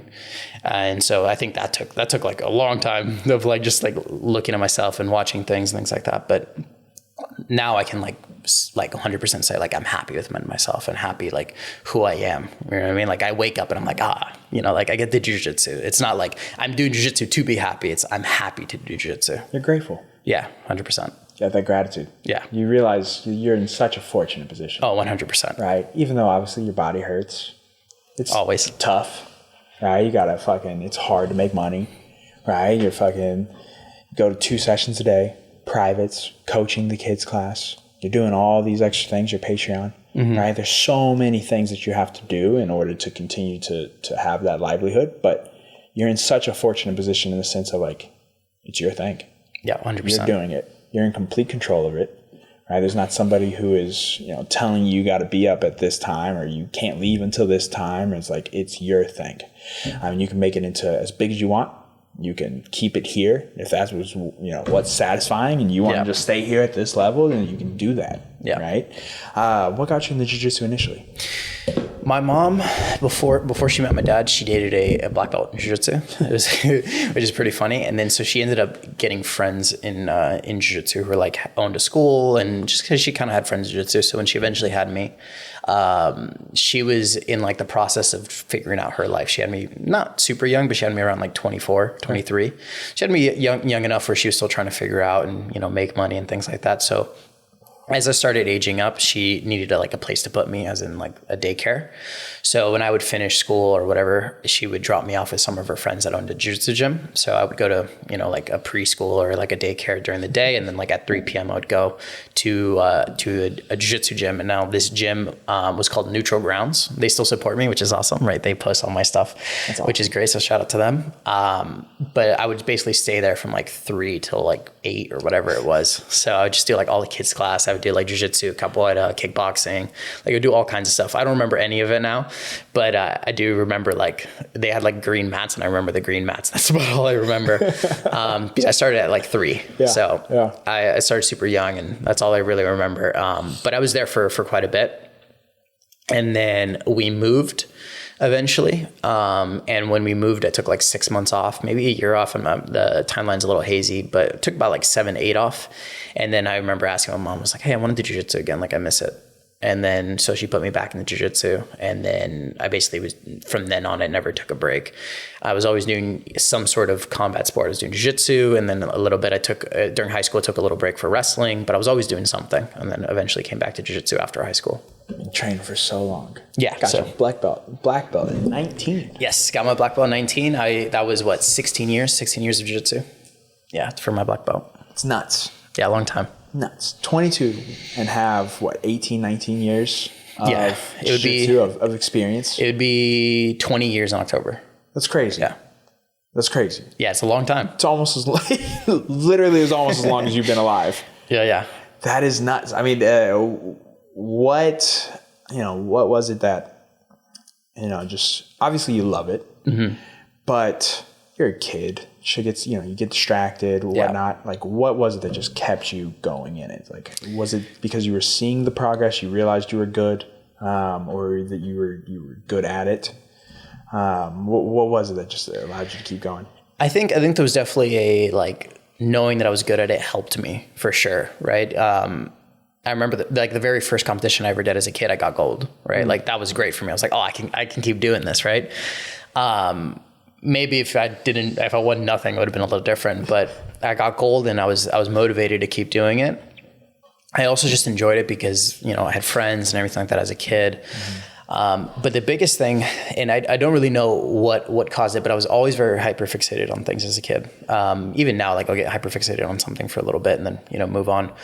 But like, for example, I was like, for like a year, I was only doing Rubik's Cubes, and that was like my focus. I still jiu-jitsu, right? But I was like, Rubik's Cubes are my thing. You know what I mean? I think that's the autism. Yeah, it is, for sure. For sure. Whenever I tell that to my girlfriend, she's like, damn, you're autistic. I'm like, yeah. Rubik's Cubes, that's awesome. So it'd be like little things like that I get hyperfixated on and be like for a little bit. But jiu-jitsu has always been like the thing where I got hyperfixated on and just never stopped, right? I don't know what it is about jiu-jitsu that like always kept me in, like I just never stopped it. There was like a period I remember when I was like maybe 11 or 12 where my dad was like, hey, like you say you want to do jiu-jitsu, you know, as a living and you want to be a school owner and everything like that, but you're not very dedicated towards it. So I was at that time I was probably training like 3-4 times a week, right? He's like, you're not very dedicated on it. He's like, what you do with the Rubik's Cubes where you're practicing all day and you're studying all the time. He's like, that's what you should be doing for jiu-jitsu. And I was like, that's a good point. So then I stopped doing Rubik's Cubes and then just like completely focused on jiu-jitsu. And that's like, ever since then has been like everything essentially in my life, unless when I was doing wrestling. It was such a big focus in my life to the point where eventually like my dad was like, hey, I know what to hold you got to focus on this, but like we need to chill out. he's like, you listen to me a little too much. But yeah, I just like, it just always became my focus. It was like something combat related, whether it was wrestling or jiu-jitsu or, you know, I never did judo for a long period, but judo for a little bit. But these types of things, like I was always very focused on it and improving it. And I think it's also kind of like a self-fulfilling cycle a little bit. Is like you force yourself to be so involved and like do something so much that I feel like you can almost trick yourself into like loving it more and more. You know what I mean? Like there's something that I do a lot is like when I hate training or like I'm having a hard time, I'm like, oh no, I love training. Even if I don't, like at that moment, like I'm beat up and everything, I love training. And then like 4 days later, I'm like, oh yeah, I love training. You know what I mean? And it's like, sometimes like I feel like you can trick yourself into certain things. And I just feel like I force myself to be so diligent in jiu-jitsu over time that even if I wasn't like in love with it for periods, I just like overall just became so entrenched in jiu-jitsu that it just became part of me. And now I don't see myself like without jiu-jitsu, you know what I mean? Even if I'm not competing, like I would always see myself in a coaching role or, you know, trying to figure something out, you know, like competing is awesome, but my number one love is jiu-jitsu and like being able to learn jiu-jitsu and teach jiu-jitsu. That's my number one love. Like if I never compete again in my life, I'm happy, right? I'm just, as long as I can do jiu-jitsu and teach it, I'm content. Well, you're doing a great fucking job. Thank you. Right?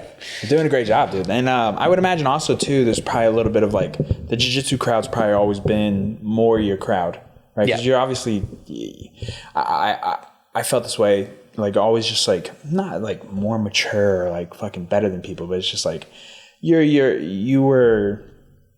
just maybe not as interested in certain things that other like high school kids were interested in. Or like your group of friends was always like older or whatever, and you just found yourself more like related or relating to those folks, or like, I don't know, it's just like, it's interesting because I feel like a lot of people in jiu-jitsu all kind of have that similar story where maybe they just had like a bunch of random different types of friends, like random groups of friends. They were friends with some jocks, they were friends with some dudes that played Yu-Gi-Oh!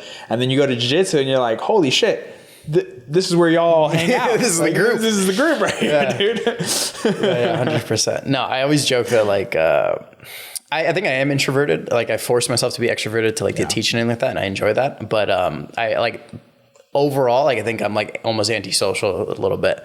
Like I was joking with my girlfriend because my girlfriend loves going out and things like that. I'm like, oh, the best thing like in life is to go after teach is to go home and just like lay on the couch and sleep, you know?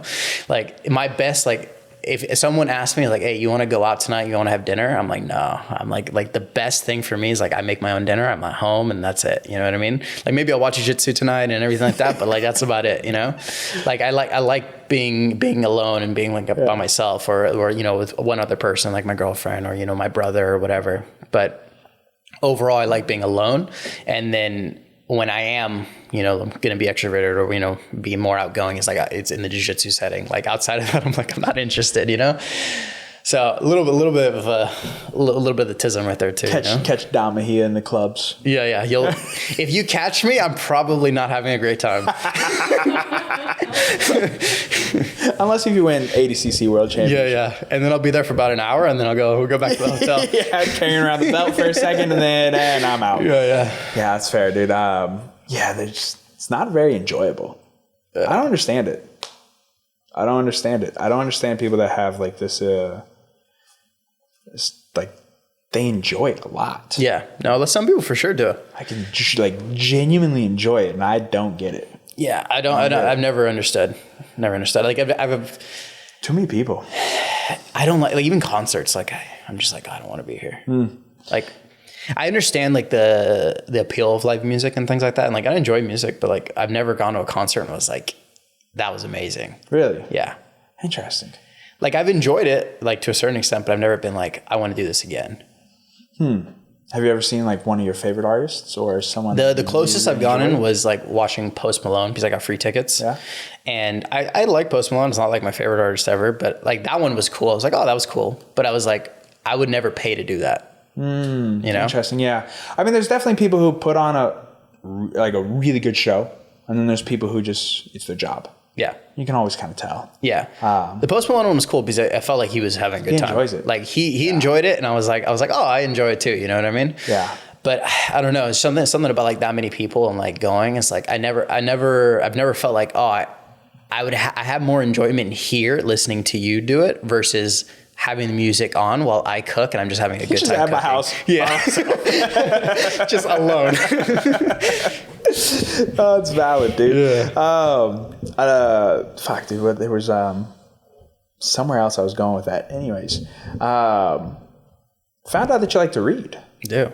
So okay, that's what it was. I wanted to go back to, you said something about like, I don't think I'm smart enough to be like a doctor or something like that. And I feel like intelligence is such an interesting topic because I feel like when people think of someone who's intelligent, they think of a doctor, they think of a lawyer, they think of these people who we're supposed to kind of idolize, which I think over the last couple of years, we've learned that those are probably not the people to idolize. They're not always your friend. Yeah. Right. They're not always in it for your benefit when, those positions are supposed to be. And I think you're starting to see this switch where it's like, I don't think those are always the smartest people. I have this thing that I feel like some stand-up comedians are some of the smartest people. I feel the same with some jiu-jitsu guys that I talk to, like even Abe, dude, that was in a PhD program. Yeah. There's Abe's a smart guy. There's certain ones of y'all that like, you can break down jiu-jitsu in such a level that takes a certain level of intelligence to be able to then articulate it. And to be able to then figure it out under pressure in the moment in a live setting where it's going 100 miles per hour, and for you to be able to slow everything down, figure it out. Okay, if I put my hook in, or if I put my heel here, it's going to then change the shift of his hips to this direction, which then is going to allow me to then sweep him. Like for y'all to be able to do that in a live moment on a dime, I think that's intelligence. I think there's definitely some problem solving there. Like I think be able to problem solve quickly and then be able to retain information over time and just general pattern recognition. I think for sure. I think there's definitely something like to be at the high level of any sport. I think there's some sort of intelligence of like pattern recognition or anything like that. Like I'm really into the NBA right now just because of the finals and the playoffs. Sorry. Like I look at LeBron and like he for sure has some sort of intelligence, the pattern recognition he has, the way he's able to control everything and do things. Even he's 41, 42 now, and he's able to do things that like I was watching the game the other night and he's the best player on the court at 42 years old. He's clearly the court does not look the same to him. Yeah. I imagine that's how the mats for you, like they don't look the same as somebody else who's doing it or who's just not very good, right? Maybe they've been training and they just, for whatever reason, dude, they just can't figure it out. I feel like that, like you're seeing something differently, right? Or when you break down someone's match, like we could be sitting here watching the same match, but it doesn't mean that we're seeing the same thing. There's going to be something that you catch that most people would just miss. And that one thing that you did catch probably is what's going to make the big difference. Like if you were to compete against them or if you were to predict if they could beat X, Y, and Z. Yeah. And I think that I think that if you took your intelligence plus your hyperfixation, you could do whatever the fuck you wanted to. I think out of everything, like I said, one of my best skills is being reflective and being able to look at myself and improve. And I think my self-discipline as well is very, very strong. Just because I think in the sport we are, it's so much self-discipline. Like it's not like I'm part of like a team or anything that's like constantly hounding me, right? Like Kingsway is good as a group, but the way John runs it is very independent, right? Like he expects you to do your thing, and when you come to him, you can ask questions, no problem. But it's a lot of it is on you, right? It isn't like I'm part of a football team or whatever, and then the coach is like, hey, you need to be here right now and do all this. A lot of it's self-driven. So just I think in general, jiu-jitsu is more like that. So just to be successful in jiu-jitsu is a lot of self-discipline, and I think if you're able to be reflective and just have the self-discipline to force yourself to do things, I think you can be successful in so many different things.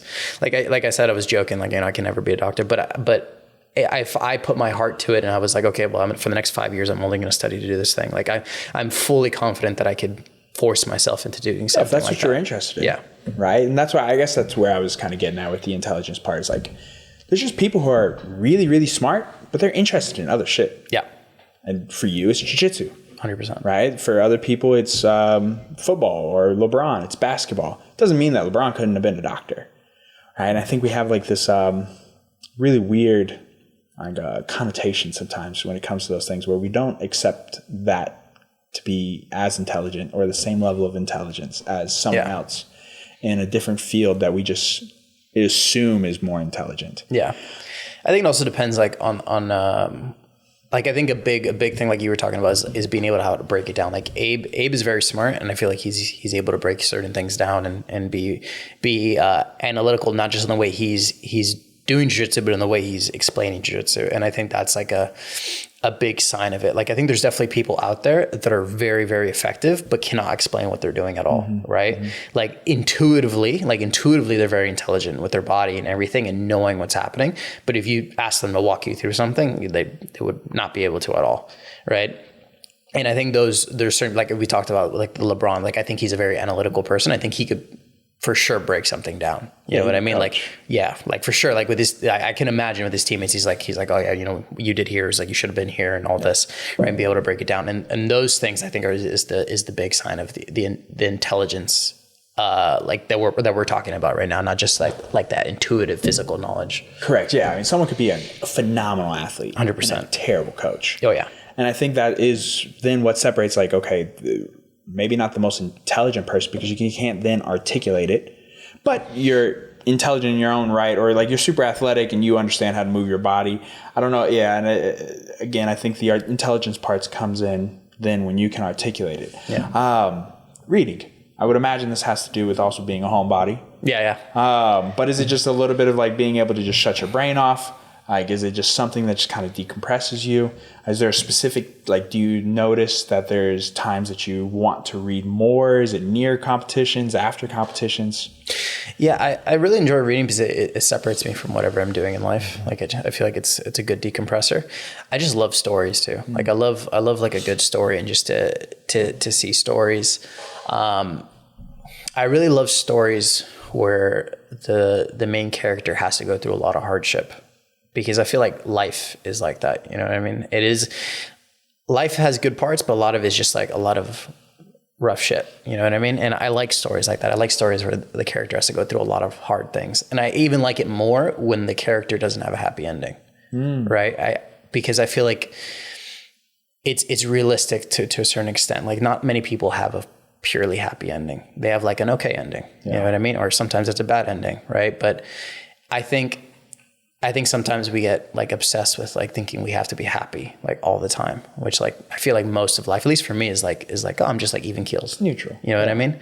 And I like stories where like all this crazy shit happens and everything like that. But at the end of the day, like it comes back to kind of like reality. Like we're neutral, or like there's pros and cons to the ending. It isn't like, oh, we're happily ever after. You know what I mean? I like some of the grounding, the grounding of those stories in that sense. But I also love like to see someone go through such like hard things and like trials and tribulations that are not my own, you know what I mean? To see someone else's and kind of like partially live vicariously, but also see like just a different world that isn't mine. Does it help also serve as confirmation? Like you were saying, kind of searching in search of that validation. It's like it's letting you know, like, hey, I'm following what it is that I want to do. There's going to be bumps across the road. And when you run into one of those bumps, it's very easy to be like, oh, fuck, dude, I'll just go get a job. Yeah. Right? Yeah. And it's that kind of that, maybe that reminder of like, hey, just keep going. Yeah. This is what's supposed to happen. Yeah. It's a long journey and everyone goes through bad stuff all the time. Like life never stops hitting you, man. Does not. Time stops for no one. Yeah. Stops for no one, dude. Yeah, that's interesting. You said something that's really, really important there. Staying neutral, staying even keel. I think that's something that a lot of people, especially in your age group, that they are chasing this dopamine 100% of the day. Like they think that they have to be happy at every single waking second. And I think that is causing so much depression. Yeah. I think I think it's natural. I mean, I think we so much of my generation grew up with like phones and iPads and everything like that, like constant dopamine. And then you're always looking for that. And I understand it to a certain extent, you know what I mean? I have a problem with looking at my phone too. But, I think when you're not looking at your life and being self-reflective of like what you have, to a certain extent, it's easy to always want more and more and more. You know what I mean? Like, thankfully, whether it's because I've been self-reflective in my life or, you know, it's just something that, you know, somehow has been instilled in me over time, is that like, I'm very happy with what I have, even if like, I could be like, oh, I could, you know, I want this amount of money more, or, you know, whatever it is. But I've always been very happy. And I've been able to look back and be like, oh, even when I've had nothing, I've been pretty good. Mm-hmm. You know what I mean? Like my happiness hasn't increased drastically from when I was like struggling to find food, or like, you know, like how am I going to budget out my food, versus now when I'm like very comfortable, right? Like my happiness hasn't increased incredibly. And I know that it's not going to increase incredibly if I make another $100,000 a year or whatever it is. So from my perspective, I'm like, okay, well, I just have to be happy in what I have, or at least neutral in what I have now, because no matter whether I go down or up or whatever, it's not going to change, right? You're going to get used to it no matter what, right? If I get a bigger apartment, I'm going to get used to the bigger apartment, right? If I get a nicer car, I'm going to get used to the nicer car. Was this something that you learned about maybe looking at people who were ungrateful, or how did you realize that? Because I mean, you're just describing gratitude, right? And that is the pinnacle of all of this. If you're grateful for what you have, you can always still pursue more. 100%. That's okay. But what you're saying, like, be grateful for what you have. Continue to work for more if that's what your goal is. But dude, fucking every time you hop into that shower, just be like, dude, thank God, dude. Yeah. This hot water, it's amazing. Yeah, it's so easy to be like, oh man, like I have to do this, and then like, but at the end of the day, it's like, bro, all I do is train jiu-jitsu and teach jiu-jitsu. Yeah, that's pretty fucking awesome. You know what I mean? Like, there's definitely like, I remember the other day I did a wrestling training with Jason Nolf, and the guy beat the brakes off me. Like, he was like 10 minutes on the clock. He's like, yeah, you're down a point. You got to take me down. I didn't even touch his legs. I like almost threw up because I was so exhausted. And then I went home, I showered, and I'm walking my dog, and I'm just sitting, I'm like walking, and I look out in the sun, in the night sky, and I'm like, damn, this was a good day. You know what I mean? Like I absolutely did not touch his legs. I absolutely sucked today. But you know what, man? That is like that high, that like the struggle that I'm looking for always, like the progression, that was what I did today. And I'm happy. I remember that, like, oh my God, that was amazing. You know what I mean? Yeah. And it's so easy. I could have been like, oh, that sucks. Like I completely suck. Like, well, what am I going to do? Like, you know what I mean? Like I should quit. Like, why am I even trying to do this? You know what I mean? But it's so easy to fall into that trap when you can just be like, oh man, that was a great day. Like I get to do this for a living. Yeah. I mean, and how many people get to wrestle with Jason fucking Nolf? Not many people, man. Right? And do a 10-minute round. Yeah. And survive it. You did the whole thing. Mm-hmm. Right. Could have easily died. Could have easily died. To be fully honest. Could have easily have died. Had a heart attack. three-time NCAA champ, dude. I mean, it's cool. Right? Like, and then that goes back to that like gratitude part. Yeah, beat the hell out of you, but he's kind of supposed to. Yeah. If you took him down a few different times, we'd be like, wait a minute, hold on. Yeah. You tell hold on. Yeah. In the moment, that's not what I'm thinking. I'm like, God damn, I suck. Yeah, I know. And then you drive home with no sound on, no music, and you're like, fuck. Yeah. But then, like you said, you regroup and you realize how cool a fucking opportunity that is. And like, then you start to pick around maybe things that you noticed that you could have done better. And then you start to do that reflecting. And then here we are, rinse and repeat. And yeah, I mean, I had a similar experience not too long ago, like getting to go to the Kingsway Pro Session and just getting to just go in there and be like, this is fucking cool. This is really cool. Like, are there things in my life that I want to improve? Absolutely. Like, are there things that I'm doing that I wish I didn't have to do? Of course. But then to be able to be like, oh, damn, dude, like, this is cool. Like, I know all of these guys, I know these people. I get to interact with them. I get to be a part of their journey by having them on the podcast and X, Y, and Z and all these different things. And I'm just like, that's pretty cool. That's cool. Like, I get to live vicariously through a lot of y'all. I get to watch all of y'all compete, dude. And I love watching y'all compete. I love supporting y'all. I just think it's cool what y'all do. Yeah. I think it's cool what anybody does pursuing anything that they want to pursue. Whether it's a fucking bakery all the way to jiu-jitsu, I don't care, dude. Just pursue what it is that makes you happy, that gives you this feeling that you're talking about. Yeah. Being grateful for what you have and staying even keel and then enjoying those moments and being happy and feeling that happiness, like actually feeling it, knowing what that feels like. So that way you're not like, it has to be earned. Like there's a satisfaction of like working really, really hard and then feeling that happiness at the end. Yeah, 100%. Right? Where it's like, if you're trying to be happy 100% of the time, you're setting yourself up to be the most depressed person in the world because it will never happen. Yeah. It just won't happen. It doesn't work that way. Life doesn't work that way. It's going to slap you in the face at some point. Like you're going to get humbled and it's going to be very, very awful if you have this this version of life that we've been very fortunate to grow up in a very, very easy time. Like it's very convenient. You can get you can get groceries delivered. Yeah. Everywhere you go. I went to Target the other day and just like how many cars were just parked in like the Target pickup thing. I'm like, dude, you can't just go in. You can't just go in. What the fuck are we doing? Like every place needs a curbside. Like what are we doing, dude? Yeah. Just go inside, get your shit, and come out. Like it's gonna take the exact same time, probably quicker. Honestly. Yeah. And so if we just have this like full blown convenient society, and I think choosing to do hard things is even more difficult now than ever because you're not forced to. No one's forcing you to go Kingsway Pro Session. Yeah. You go train at some other gym where no one else is even anywhere close to you. Yeah, make it super easy for myself. Yeah, you can go the boxer route and just surround yourself with other boxers that have no business sparring with you. Yeah. Piece them up every single day. Get easy tune-up fights until you're like 28-0.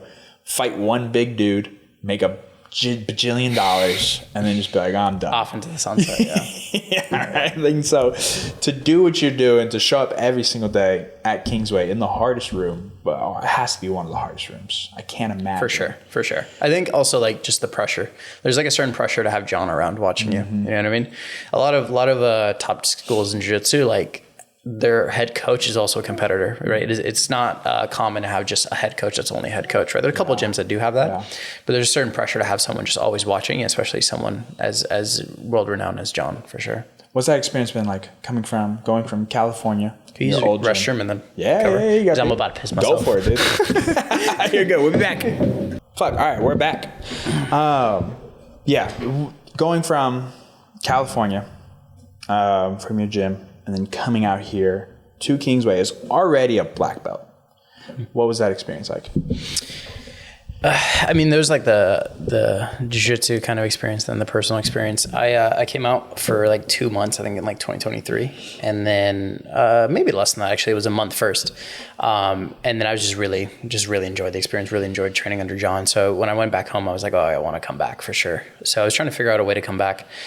And then I decided I was going to do one of my camps for East Coast trials for the 2024 trials, I believe. And so I came out, did about 3 months. I went from like August to, I think it was November at the time. I got to Austin on my like 20th birthday. Oh, hell yeah. So I came here. I started training under John for like those 3 months, just at least do my camp. And then kind of halfway through the camp for East Coast trials, I was like, oh yeah, I don't want to leave. So at the time I was at an Airbnb. So while I was at the Airbnb, I was like started looking for apartments, and then I just started looking around. And by the time I was going to leave for trials, I had an apartment lined up. So I came back from trials. I got into my apartment like the next like 2 days or whatever. I had like 2 days where I was sleeping on a couch, and then I went right into my apartment. That's kind of how I started. I had a good amount of money saved up just because I was working a lot in California, teaching and doing privates. So I was just kind of coasting on that money until I kind of figured out what I was going to do.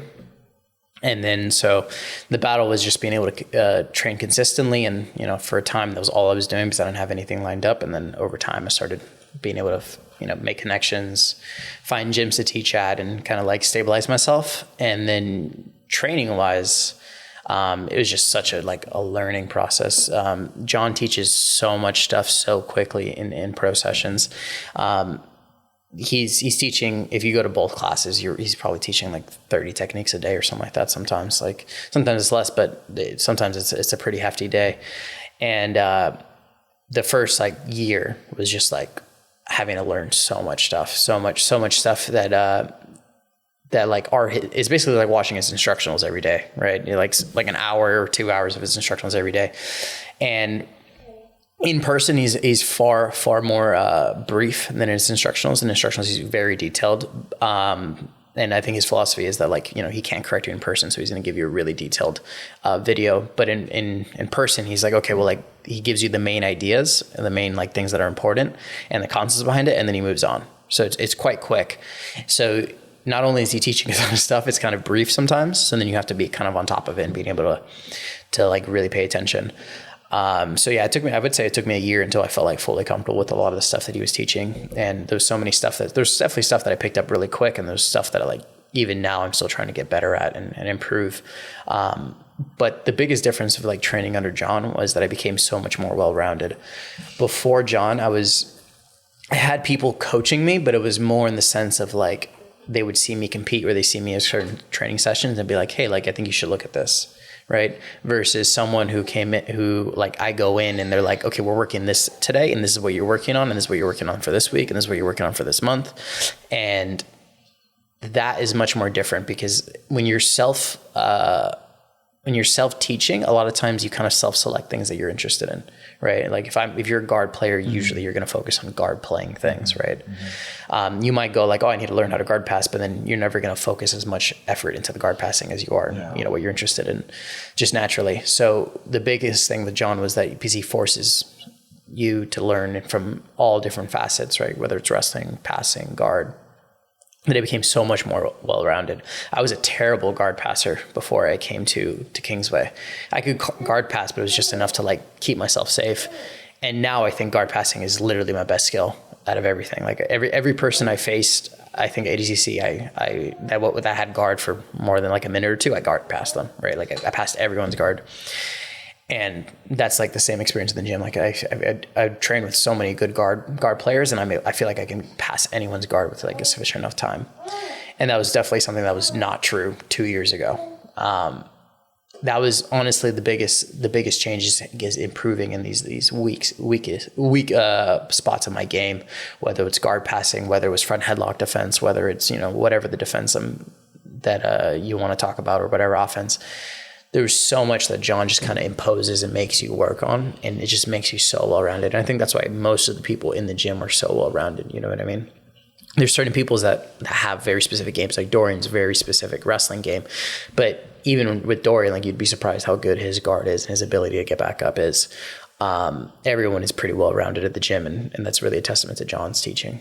Yeah. What do you think it is that separates John? Is it a technique perspective? Is it his ability to articulate? What is it for you that allowed these things, allowed you to then get so much better at guard passing?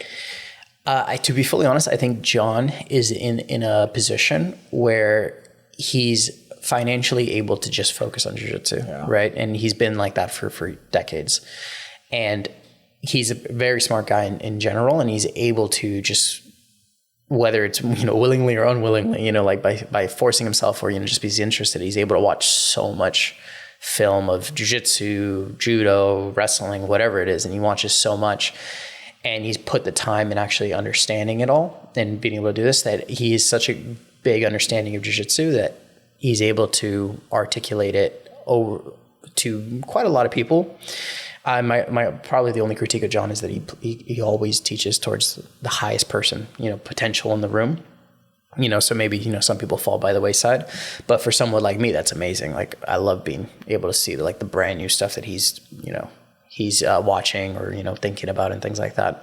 But overall, I think that because he's in a position that he can just completely focus on jiu-jitsu or completely focus on MMA or whatever it is, that he is such a better coach than most things in jiu-jitsu.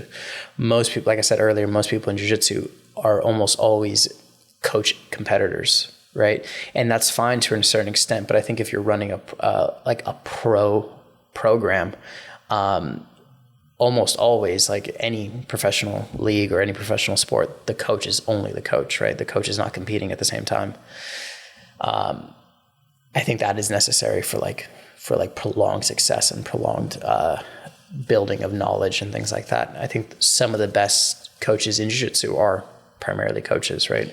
Like Greg Souders, he has a completely different philosophy, but he has people that are very good, right? Mm-hmm. DeAndre and Gavin, they're amazing at what they do, right? And even though they have a completely different, thought process, I know Greg is fully focused on the gym and fully focused on jiu-jitsu and what he does. And I think that makes a huge difference when that's primarily your focus. Yeah. The whole ecological versus drilling perspective, right? It's interesting because why not just do both?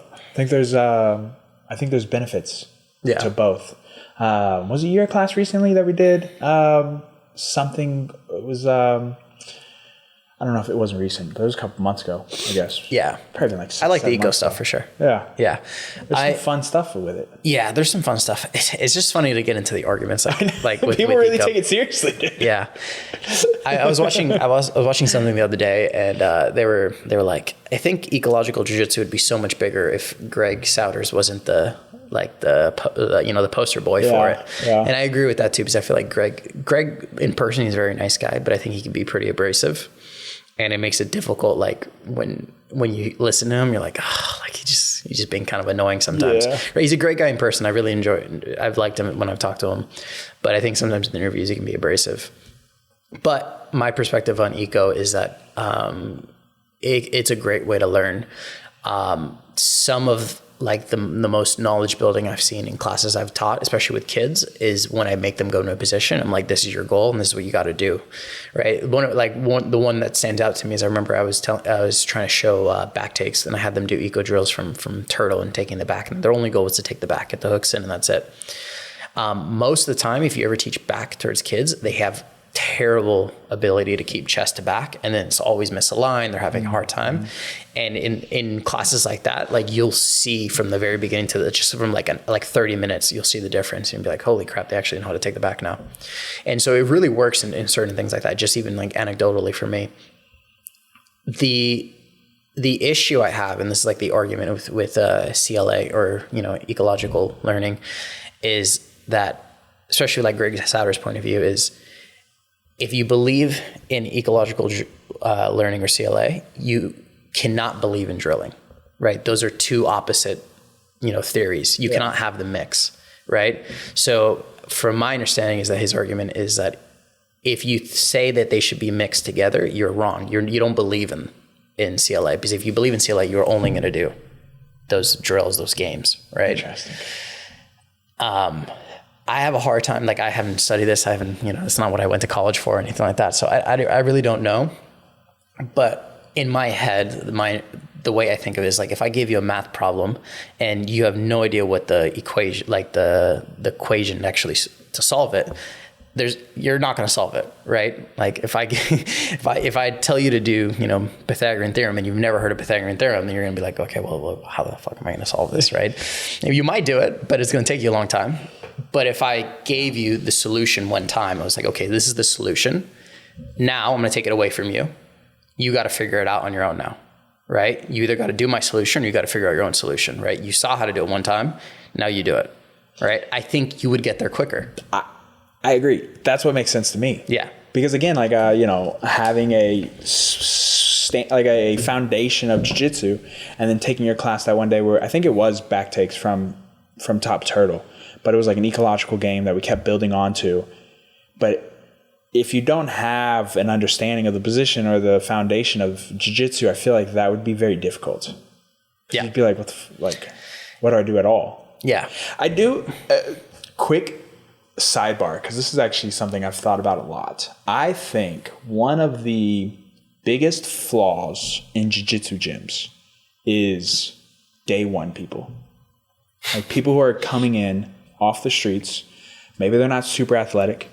Maybe they haven't done jiu-jitsu before, and they're day one. Mm-hmm. And standard up until today, the standard seems to be in almost every single gym I've ever seen. They bring you in and you just get thrown into class and you just learn whatever technique that day. Yeah. And then you just keep showing up. You either enjoy it or you don't enjoy it. And then you keep showing up and eventually you learn the positions by just showing up. Mm-hmm. And I've thought about this because I really started thinking about it more because Marigali announced like for his gym that he's opening up, he's going to have a very specific like day one program for somebody. Yeah. And I've thought about this a lot. And it was something that I preached at the gym I worked at previously. I was like, dude, look, like, I feel like the day one experience is so poor for people who aren't athletic, that have no idea how to move their body. Yeah. They don't know how to break fall. They don't know how to forward roll. They don't know how to backward roll. They know an example is this girl I used to do Muay Thai with. She went on and had a pretty successful like amateur Muay Thai career and had like 15 fights by the end of it. But when she first came into the gym, she couldn't even do a box jump. Like she never did really anything athletic and didn't even really know how to lift her feet off the ground, essentially, right? And so like I've always thought about this, like how poor the experience is for like a day one person that's never done it before. Yeah, I've been in gyms where they essentially do a private lesson, like whatever the class is, they'll have like an instructor on the side, they'll like cone off and they'll just essentially do a private lesson for the first class. And I don't know if that's the best solution, but I think that's better than just being thrown into like the unknown, and not sure. It's definitely tough. Like even from like a teaching perspective, when I have someone who's brand new, I either have to decide like, okay, you're going to be super confused today, or I'm going to teach towards the new person. And then everyone else is like at the detriment, you know what I mean? And then like the business decision is like, okay, well, do I cater towards this new person, right? Like, because I want the gym to grow, right? And I want to cater to this person, or do I cater towards the already established, clientele? And to a certain extent, I think you can kind of like cater towards the new person because the clientele's going to stay there for the most part, right? But there's definitely days where I'm like, you know what, man, I've compromised so many times, like we're doing this, right? And it's tough. It's like an always balancing act. And I know I'm like most instructors have this balancing act. Yeah. And then there's like, let's say with what I said with the kind of like the almost private style, and then you have to have an instructor available to do that, right? Which is another person you're paying, an extra body. Right? Yeah.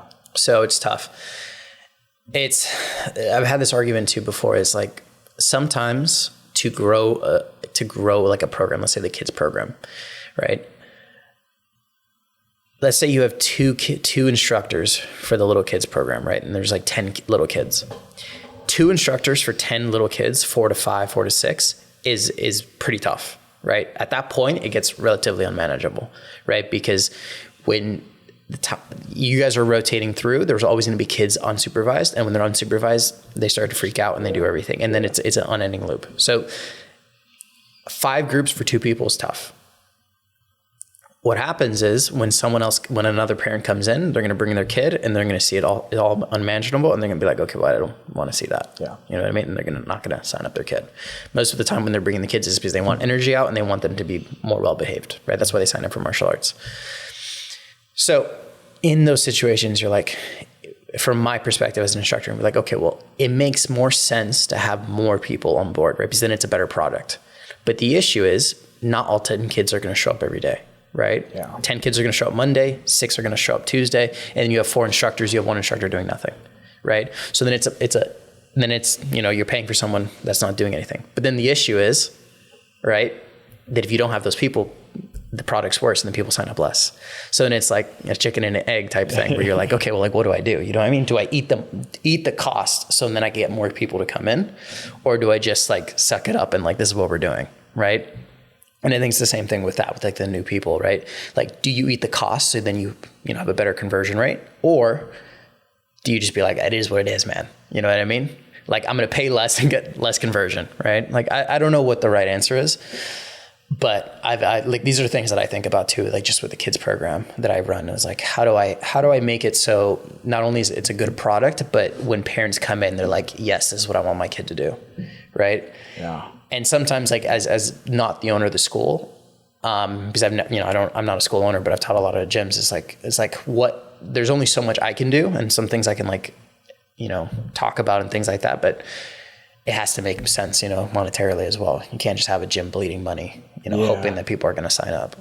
Yeah, it's just interesting because it's like, I didn't realize, or I guess I realized very quickly like how much athleticism I took for granted. I played football since I was 4, played all the way up to high school, and then played a lot of basketball in college, just like pickup games and whatnot, and then did a lot of CrossFit, and then I got into Muay Thai and jiu-jitsu.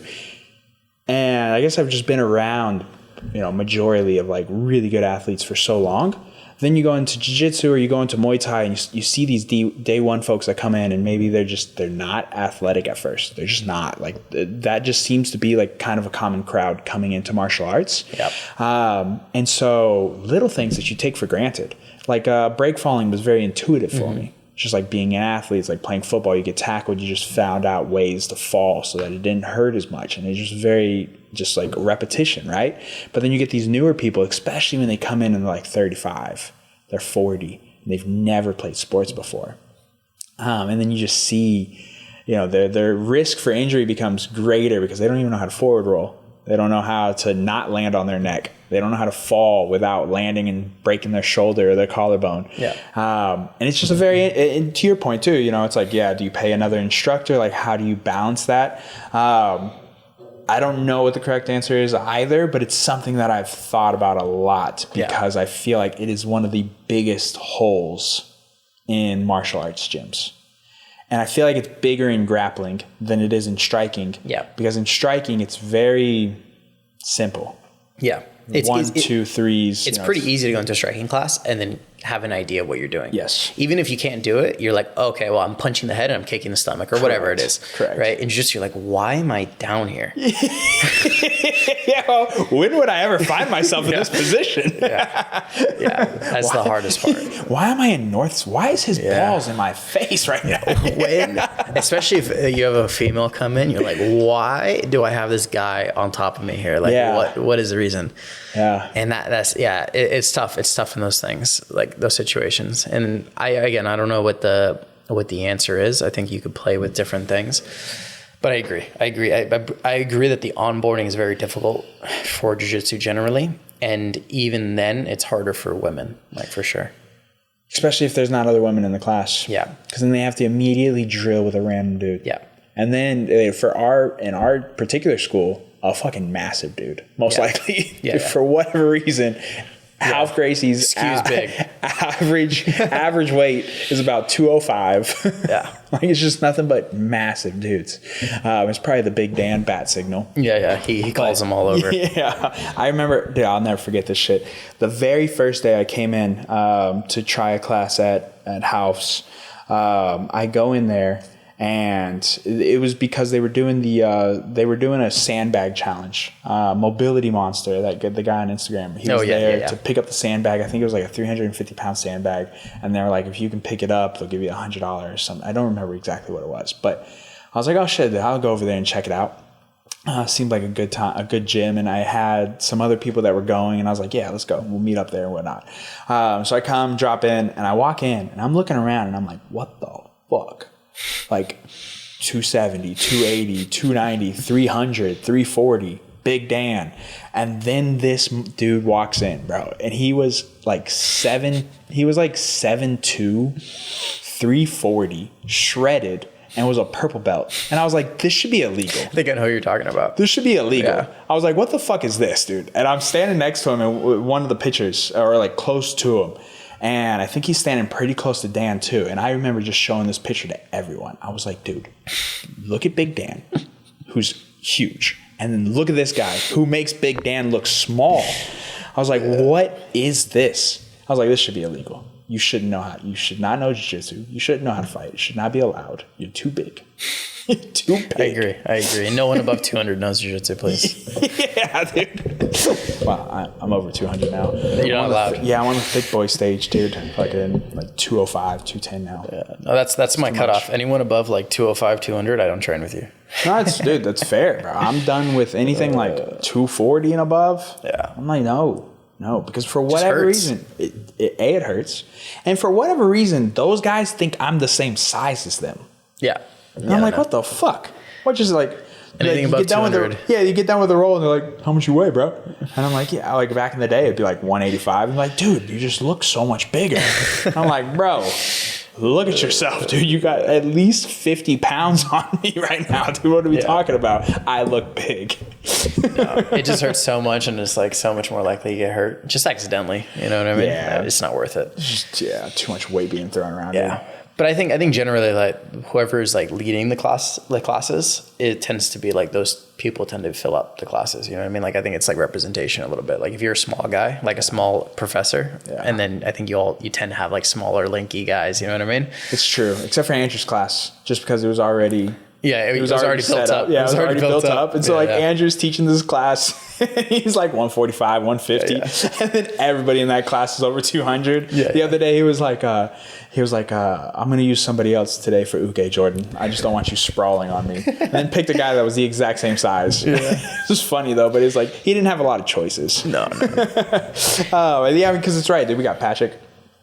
Weighs over 200, Abe over 200, Dan well over 200, and so it makes sense that the school also has a bunch of guys who are over 200 pounds. Yeah, they're like, oh, I can be like him. Yeah, but dude, it's not just that we have a bunch of dudes that are over 200. We have fucking jacked, athletic ex-wrestlers that are over 200 pounds. Yeah, and those rounds it's a little different. Are rough, fucking awful. Got Gorilla Gabe, got Levi. Who was a D1 wrestler. It was just massive dudes that just are too big, too athletic, too fast. And it's like, why? What are we doing here? I don't want to roll with y'all no more. Yeah. It's so much fun though, dude. No. It just generally like wrestling with those just ex-wrestlers are fun. Like those are always fun rounds. Dude. Yeah. I'm having such a difficulty playing against people who pass guard from their knees. Really? The wrestlers, yeah. I've realized that a lot of wrestlers like to pass like on their knees if they're not as comfortable with like outside passing. And so they choose to pass from their knees so that you don't scoop under their legs and start to get under them and enter into their legs, sweep them, put them on bottom. Yeah. Have you played with heisting? So, okay, this is what I'm trying to get to. But then every time I heist on those big motherfuckers, I feel like just running into a train. Yeah. And so that's what I'm trying to work on now is finding ways to then lower their head, make a reaction, and then maybe be able to go back under. Generally the way I think of like it's the same thing with my semifinal match at West Coast where I was facing a wrestler in Tristan Signs. He was standing, but the same idea plays that I play with snaps with the collar tie. Threaten the legs. When he defends his legs, play with the snap. So then you can go back and forth between threatening the legs and the snap. Always expect to fail. What you're just using is trying to create an opening to eventually, later down the road cause something. What you can also play with is that if you do get a good snap, you can go to front headlock. If you do get a good entry to the leg, you go into the legs. But what I like to play is heisting to at least a knee.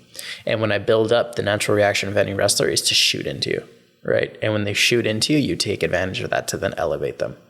right? So the idea isn't that you heist and then you snap them and then you beat them, right? Especially if they're a better wrestler than you, it's probably going to be rare that you snap them real good. What you look for is as you build up, they blast into you. When they blast into you, you use that as an elevation. You bring them up and then you use whatever entry you want from like there. a double tricep grip. Double tricep grip is one of my favorites for sure. Take them further than they wanted to Exactly, right?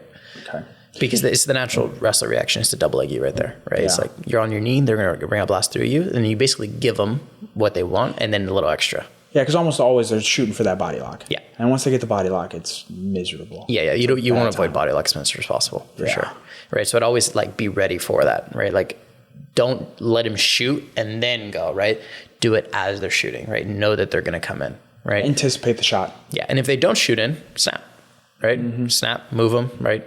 And then, they'll probably reset and move around and then you reboot the system, right? Yeah. And then the more times the snap or whatever, the heist fails, the more they're going to give you other things because they're going to be trying to avoid the snap or avoid the heist or whatever it is. Then, you have more opportunities. Yeah, that makes sense. Yeah, I've been trying to play with it more and then, having those rounds. Yeah, that's what Andrew said as well. Like, focus on the heisting, snap downs.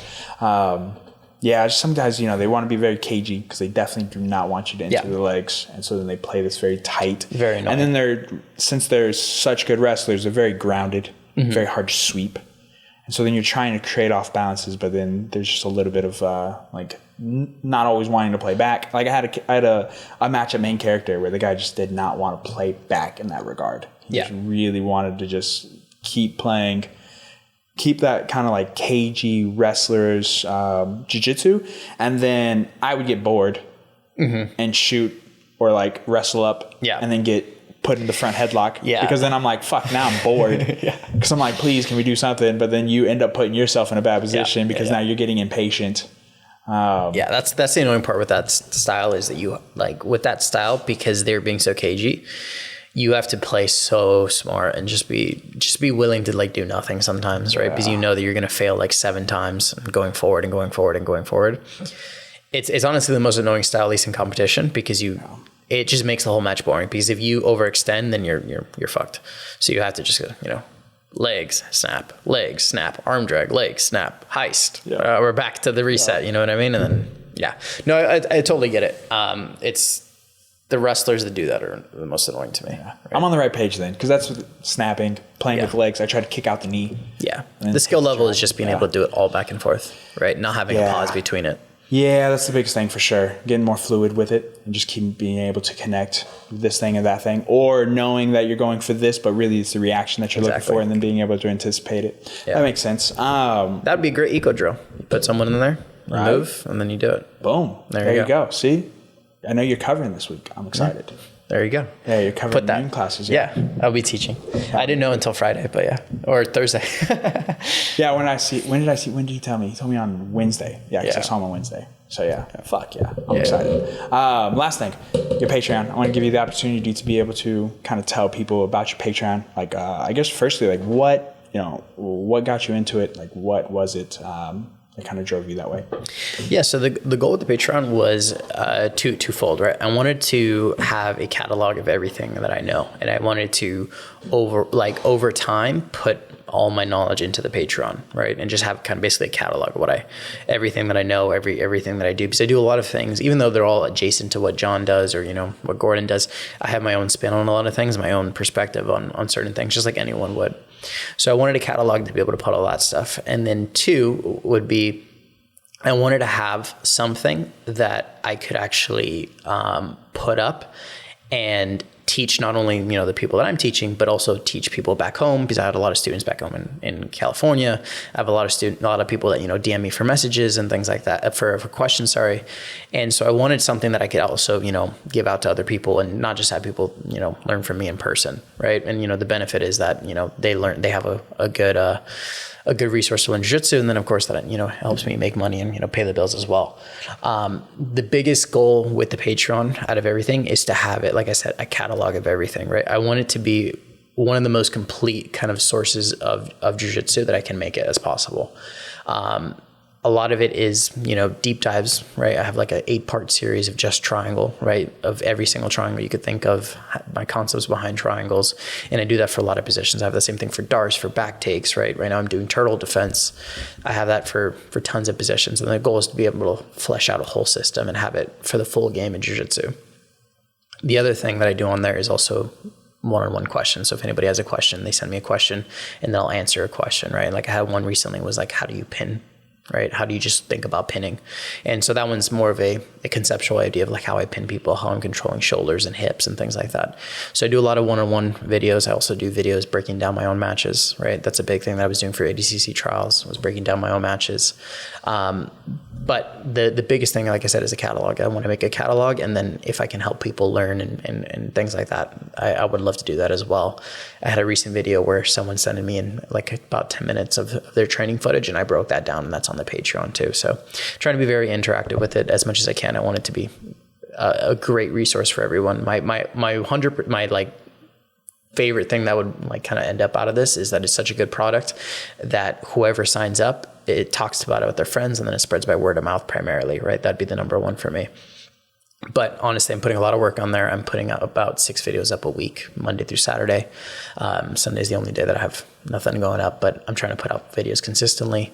The Patreon is quite a bit of work, but honestly, like it's been helping me out even too. Like sometimes organizing your thoughts and everything like that is amazing. Just even for me, like how I train and things like that. But I've had a lot of good feedback. A lot of people have enjoyed it. I have a good mix of MMA guys, jiu-jitsu guys, like young jiu-jitsu guys are competing, older jiu-jitsu guys that, that are maybe not competing, but still trying to learn and kind of keep up with modern jiu-jitsu. So had a great time doing it. And I know a lot of people have enjoyed it. And I'm still trying to progress it each week, trying to make it better and better and see what format I like. I'm getting better at editing too. So I'm trying to make it cool, like having overlays of my matches and showing, current examples of it, or like, other people doing it and things like that. So I'm trying to get good production with it and overall start building it out. Yeah, dude. And have you seen that maybe it's also helped you improve your game? Because now you're not only you're doing it in practice, but then you're having to then articulate it back. And are you finding that that's helping you fill some holes or like realize holes in your game? I think sometimes you do things and you don't realize why you're doing them. Sometimes like helps you break down the why of it. Yeah. Sometimes that's in teaching in general, but it helps you break down the why of it. And then the biggest thing with something like Patreon or like an instructional is that you have to be able to organize it all, right? So like everything I do, like for pre-planning, like a couple of days ago, I did the planning for turtle defense, right? And my initial plan was like, I'm going to do a 6-part series of turtle defense, right? And I start writing it down in my notebook, and I'm like, okay, this is going to be like 12 parts, right? Because when you start writing it out, you're like, oh, well, I do this when this happens, and then you go down the tree, and you're like, oh, wow, I actually do quite a lot, right? And then you kind of organize in your head. I'm like, oh, okay, that makes sense, right? Like sometimes you do certain things like not really understanding why you do it, right? Sometimes I even have to look back at footage of myself, right? Like I'll record footage of me doing whatever, turtle defense or whatever it is. And you'll watch it and you'll be like, I do this in this response, right? And sometimes you don't realize when you do something. You could kind of mentally understand, but intuitively you're doing something slightly different.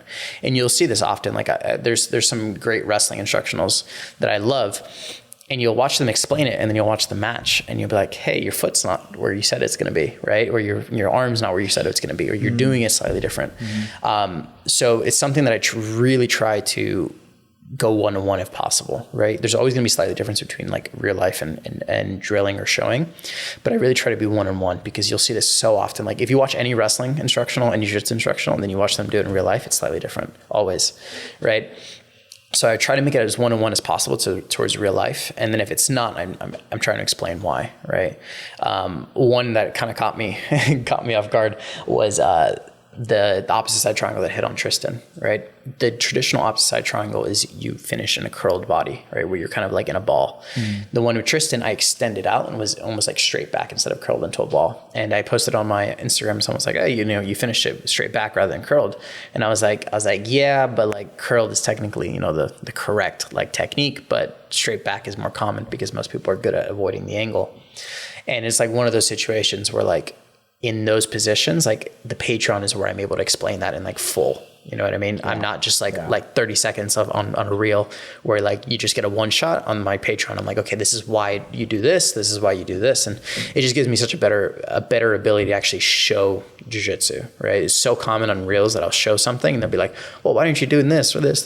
And I'm like, bro, you're seeing 30 seconds of a move, right? You're seeing 30 seconds of a move and it's like one part of a whole system. Yeah. And in the Patreon, I can really explain the full system, right? It's really hard to judge a system when you just have one move or one snippet, but in the Patreon I'm able to really go deep into that stuff. Hell yeah, that's pretty cool. How much does it cost to sign up for your Patreon? It's $19.99 a month. That's a hell of a deal. For how much is on there, man. I like, maybe, you know, if you're trying to compare it to like Netflix or something, you're like, oh, it's like more expensive than that. But like what I'm putting up there is about an hour of footage a week, and a month it's 4 hours. And if you sign up right now, I have like 15 hours on there. Yeah. Right. Minimum, I have 15 hours. It's going to keep increasing every time. So you're essentially getting, if you take advantage of it, you're essentially getting over an instructional's worth of content for $19.99. Most instructionals are $100, right? Maybe more. Like if you go against a John instructional, it might be like $200, right? Yeah. If you take advantage of it over that month, you will watch basically multiple instructionals worth of content for $19.99, and then you can cancel if you want. But you have so much more what is it called, instruction on that video than you would have it in a standard instructional. So if you use it correctly, it's way worth your money for what it is. And I think the role breakdowns are probably one of the best like incentive to sign up for those, because like one of Virasa Hobbies, I think one of the greatest things he does on his YouTube channel is he'll take a roll from open mat or whatever, and he'll break it down like frame by frame, and he'll give the why, like you're talking about. Yep. Like, okay, I saw that his hips were behind his ankles, and so that led me to then choose this path versus this path. And giving people that actual like visual on top of the why, dude, you catch on the shit so quickly. Yeah. And I think that's the beautiful thing about martial arts in general, is that there's less of that famine mentality. There's much more of like, here's the information. Yeah. You still can't beat me, but here's the information nonetheless. Mm-hmm. So if you study it and you get really good and you train really, really hard, you might eventually beat me, but here's it nonetheless. And there's less of that, like trying to keep everything a secret. Yeah. And I think that's really cool. Yeah. I think it's the coolest part about it. Yeah. My favorite thing over West Coast Trials was everyone messaging me and being like, everything you did was in the Patreon, right? The Darce was in the Patreon. The guard passing was in the Patreon. The back takes were in the Patreon. And just getting those messages be like that, like just people being like, that was really cool. It was on the Patreon. I'm going to go rewatch the videos now, or whatever they said after that. But it was just so cool to like see people watch it and be like, oh, like that was it in application. You know what I mean? Not just in the training footage I put out, but like in application, right? In like a high stakes situation. And that's really cool just to see people, you know, appreciate that. It is cool. And it solidifies your product. Yeah, 100%. Because you taught it. And then you hit it. Yeah. And again, one of the higher pressure situations, right? I would imagine that trials could be as intimidating as like going to the big show, just because of the pressure, like you were saying, like there's random people in there that you've never competed against. You don't even know who they are. Yeah. And then there's people that you're like, okay, I know they're good. And so it's interesting. And I think it's cool, dude. I think what you're doing is awesome. I think you carry yourself fantastic. I think you're like, it's what the sport needs. Like the way you present yourself, the professionalism, obviously the dedication to the craft. You fucking love it. You've been doing it for almost as long as you've been alive. Pretty close. Right? You're like right there with Mikey in the sense of like fucking been training for forever. Yeah. You know, because Mikey's 26, 27. He's been training since he was 2. Yeah. So you're on that path. We're pretty close. You're on that path, and you're one of the best in the fucking world. Yeah, it's cool to say that, like out of anything, you know what I mean? It's crazy. Yeah. It's funny, the little kids would be like, who wins between you and John Simas, the owner of Half Racing? And I'll be like, I was like, yeah, I think I win. And they're like, really? He's so much bigger than you. And I was like, yeah, I mean, like, there's not many people better than me in the world. They're like, yeah, that's pretty cool. Yeah, that is true, dude. I mean, there really isn't. There's not. There's only a handful of people. right? Like, Yeah. and there's probably not even a handful of people that you could definitively say are better. There's probably people that you could say that are just as good, Yeah. or maybe they've beaten you before, like a Dorian, but it's not like, oh, he's just levels above Dominic. It's not like you're that far from that, right? Or hitting that level. I think you're just as fun to watch. I think you're just fucking good. I think your submissions, I think you do better on that front than a lot of people. Oh yeah, I think for sure submission hunting, I'm one of the best in the world. No doubt about it. I agree. You hit an upside down triangle essentially. Yeah, I've hit 3 of them so far in tournament, maybe beautiful. more. It was beautiful. I want to do an edit of what is it, the Breaking Bad clips. Like, he can't keep doing this. We can't keep getting away with it. And then have like the 3 triangles back to back, you know? Do it. Yeah, no, I am for sure. It's definitely a video I want to put up, just because like so many people sleep on that side triangle, right? It's such a good triangle, right? Yeah. It's so easy to hit. I know it looks crazy, but it's so easy to hit once you know what you're doing, right? Yeah. It's on my Patreon too. There it is. Who's someone that you haven't competed against, but you would love to? Oh man, it'd definitely be someone who would be like an exciting match. Like, there's a couple of people, like I think Fabricio Andre would like be a cool match. Like, it'd be like, I think it would be a lot of highlights in there. He has the craziest fucking physique. Yeah, makes no sense. he's all biceps. It makes no sense. Yeah, and I don't understand. When he threw old dude at BJJ Stars, I don't remember. Was it Kynan? It wasn't Kynan. He threw Kynan, I think, and then he also threw Giancarlo. Yeah, at Aiga? Polaris, I think. Oh, Polaris. Yeah. How we even talk? You got to go to Kazakhstan. Yeah. And you didn't get Lyme disease. I did not get Lyme disease. Apparently not everybody can say that. Yeah. Big Dan. Everything happens to Dan, though. I know. Yeah. I know. He's just a wild boy. It's because Dan likes to do wild things. He's just a wild boy. Dude. Like, anytime he posts about his truck breaking, it's like, Dan, this is you. It's his fault. This is the operator, not the truck. This is the operator. Always. It cracks us up, dude. I always joke that he's like I forget the YouTube channel. It's like Whistling Diesel or no? It's like a channel where they just get trucks and then destroy them. Just like do crazy stuff, right? I think there's like there's a famous clip of like them getting a Cybertruck and then destroying it. And I'm like, Dan, you are them. You're like, that is you. Yes. It's just you complain that it's the car's fault after. Like, no car is gonna survive what you do to it. No, he's a wild boy. The fuck were we just talking about before that tangent? Who you would want to compete against? Oh yeah, so Fabricio Andre would be cool. I think that would just be like a cool match. I think we'd do some crazy takedowns and throws. I've always kind of wanted to have a match with Gabriel Souza. Like, Gabriel's got in like second ADCC before. I'm pretty sure. And we've always been like kind of like missing each other and things like that. I think there'd just be like it's a good match for me, and I think it's like it'd be a good win, like overall. Like, I feel very confident like in a matchup like that. There's matches like I would like back, like Owen Jones lost to him at who's number 1 like a couple of years ago. It'd be nice to have that one back. But yeah, those would be like the main matches. Like, other matches that would be just kind of fun would be like a Diogo Hayes one, just because I feel like, again, a match like stylistically I match up well against him.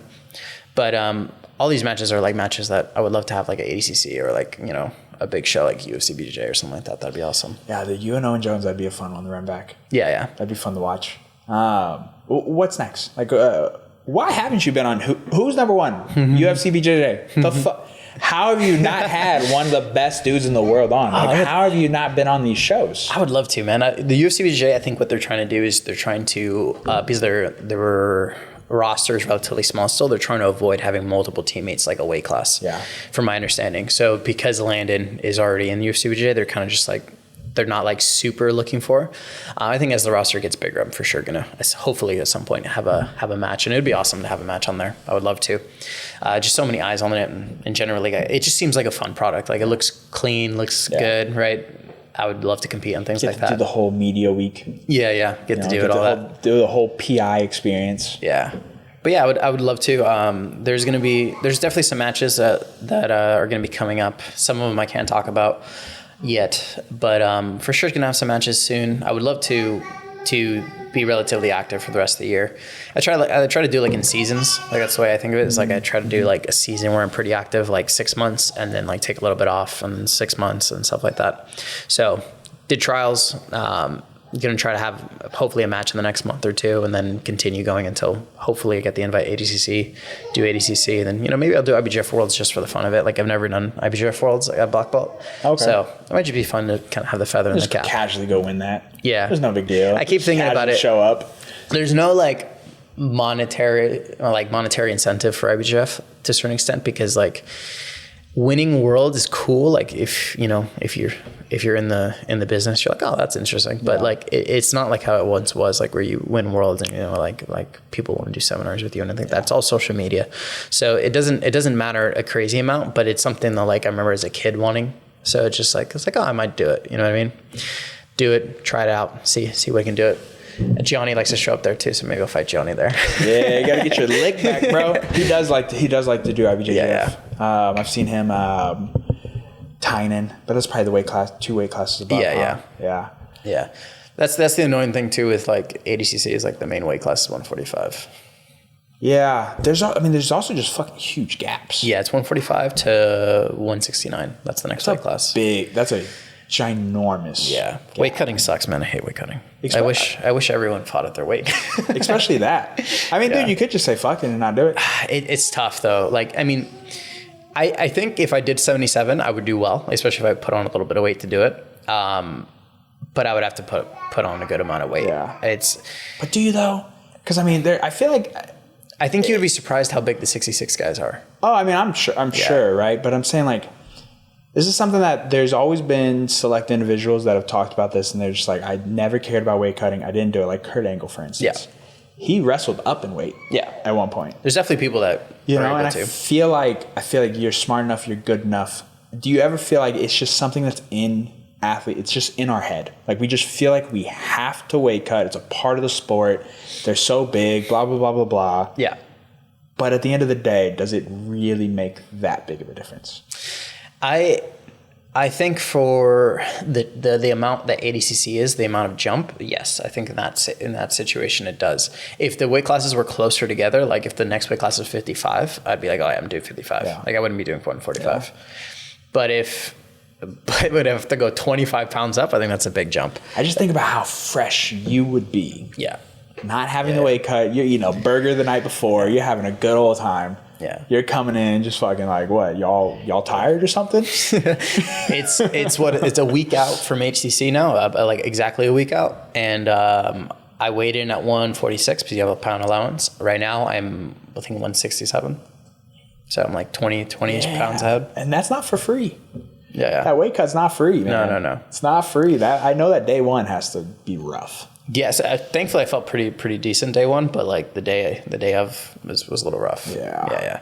I bet. I like at least we weigh in the day before, no problem, right? I have the issue of like I have pretty strong cheekbones and like strong jawline, so like when I actually cut, I just look like a skeleton, like on my cheeks. Yeah, you can see it in the face. Yeah. So every time people are like, "Oh my god, you look like death." I'm like, honestly, it wasn't that bad this time. I just looked terrible. Just all just sucked in. Face, dude. Yeah. Nonetheless, man, let's get the fuck out of here. We'll wrap it up. Yeah. I appreciate you. I appreciate you, man. Thank you. Had a good time. Yeah, good. I'm glad. Like I said, dude, everyone who always interacts with you talked very highly of you.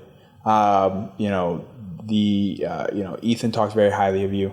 Like when he would have you sub for his classes at John's, he was always just talked very highly of you. Everybody else talks very highly of you. You carry yourself really well. It's really cool to see. It's not that shit talkers aren't a lot of fun, and they're enjoyable, and usually in person they're nothing like that. But you are setting an example that I believe that the majority of people can follow. Right? Not everybody has that Conor McGregor personality. Not everybody has that Gordon Ryan personality. Not everybody can carry themselves in that light and then back it up as well. And I think you're setting a path that shows like, hey, you don't necessarily have to do all of that, and you can still be very successful. You can still get seen. You can still be noticed. You can still get your matches. You can still be fucking really good at this shit. Yeah. And I think you're doing that. I think you're paving a path there where kids can look up to you and be like, hey, I can be like Dominic. I can do what he's done. I can, if I work really hard, I can put my head down and I get hyper fixated on it and I get focused on it. I can do what he did. And I think that's fucking really cool. And so just kudos to you, man. I think keep doing what you're doing. You're crushing it. Keep being grateful. You're living a cool fucking life. You got to go to Kazakhstan, bro, to compete on this crazy fucking stage. It's all lit up and you're in some other country. The most random country. Yeah, dude. It's just like, that is the thing about jiu-jitsu and like grappling tournaments. They just take you to these like weird places that you probably would never ever go to. Oh yeah. Even for any other professional sport. Doesn't matter if you're playing football, basketball, you would never end up in Kazakhstan. No. And then here you are. Only grappling would take you there. And it's cool, man. I appreciate you hopping on. But yeah, I can talk highly about you for a while, dude. So I just, you're a ton of fun to watch, and I just wish you the best and keep fucking crushing it, dude. Thank you, man. I appreciate it. Of course, man. Appreciate you. We'll see you next week.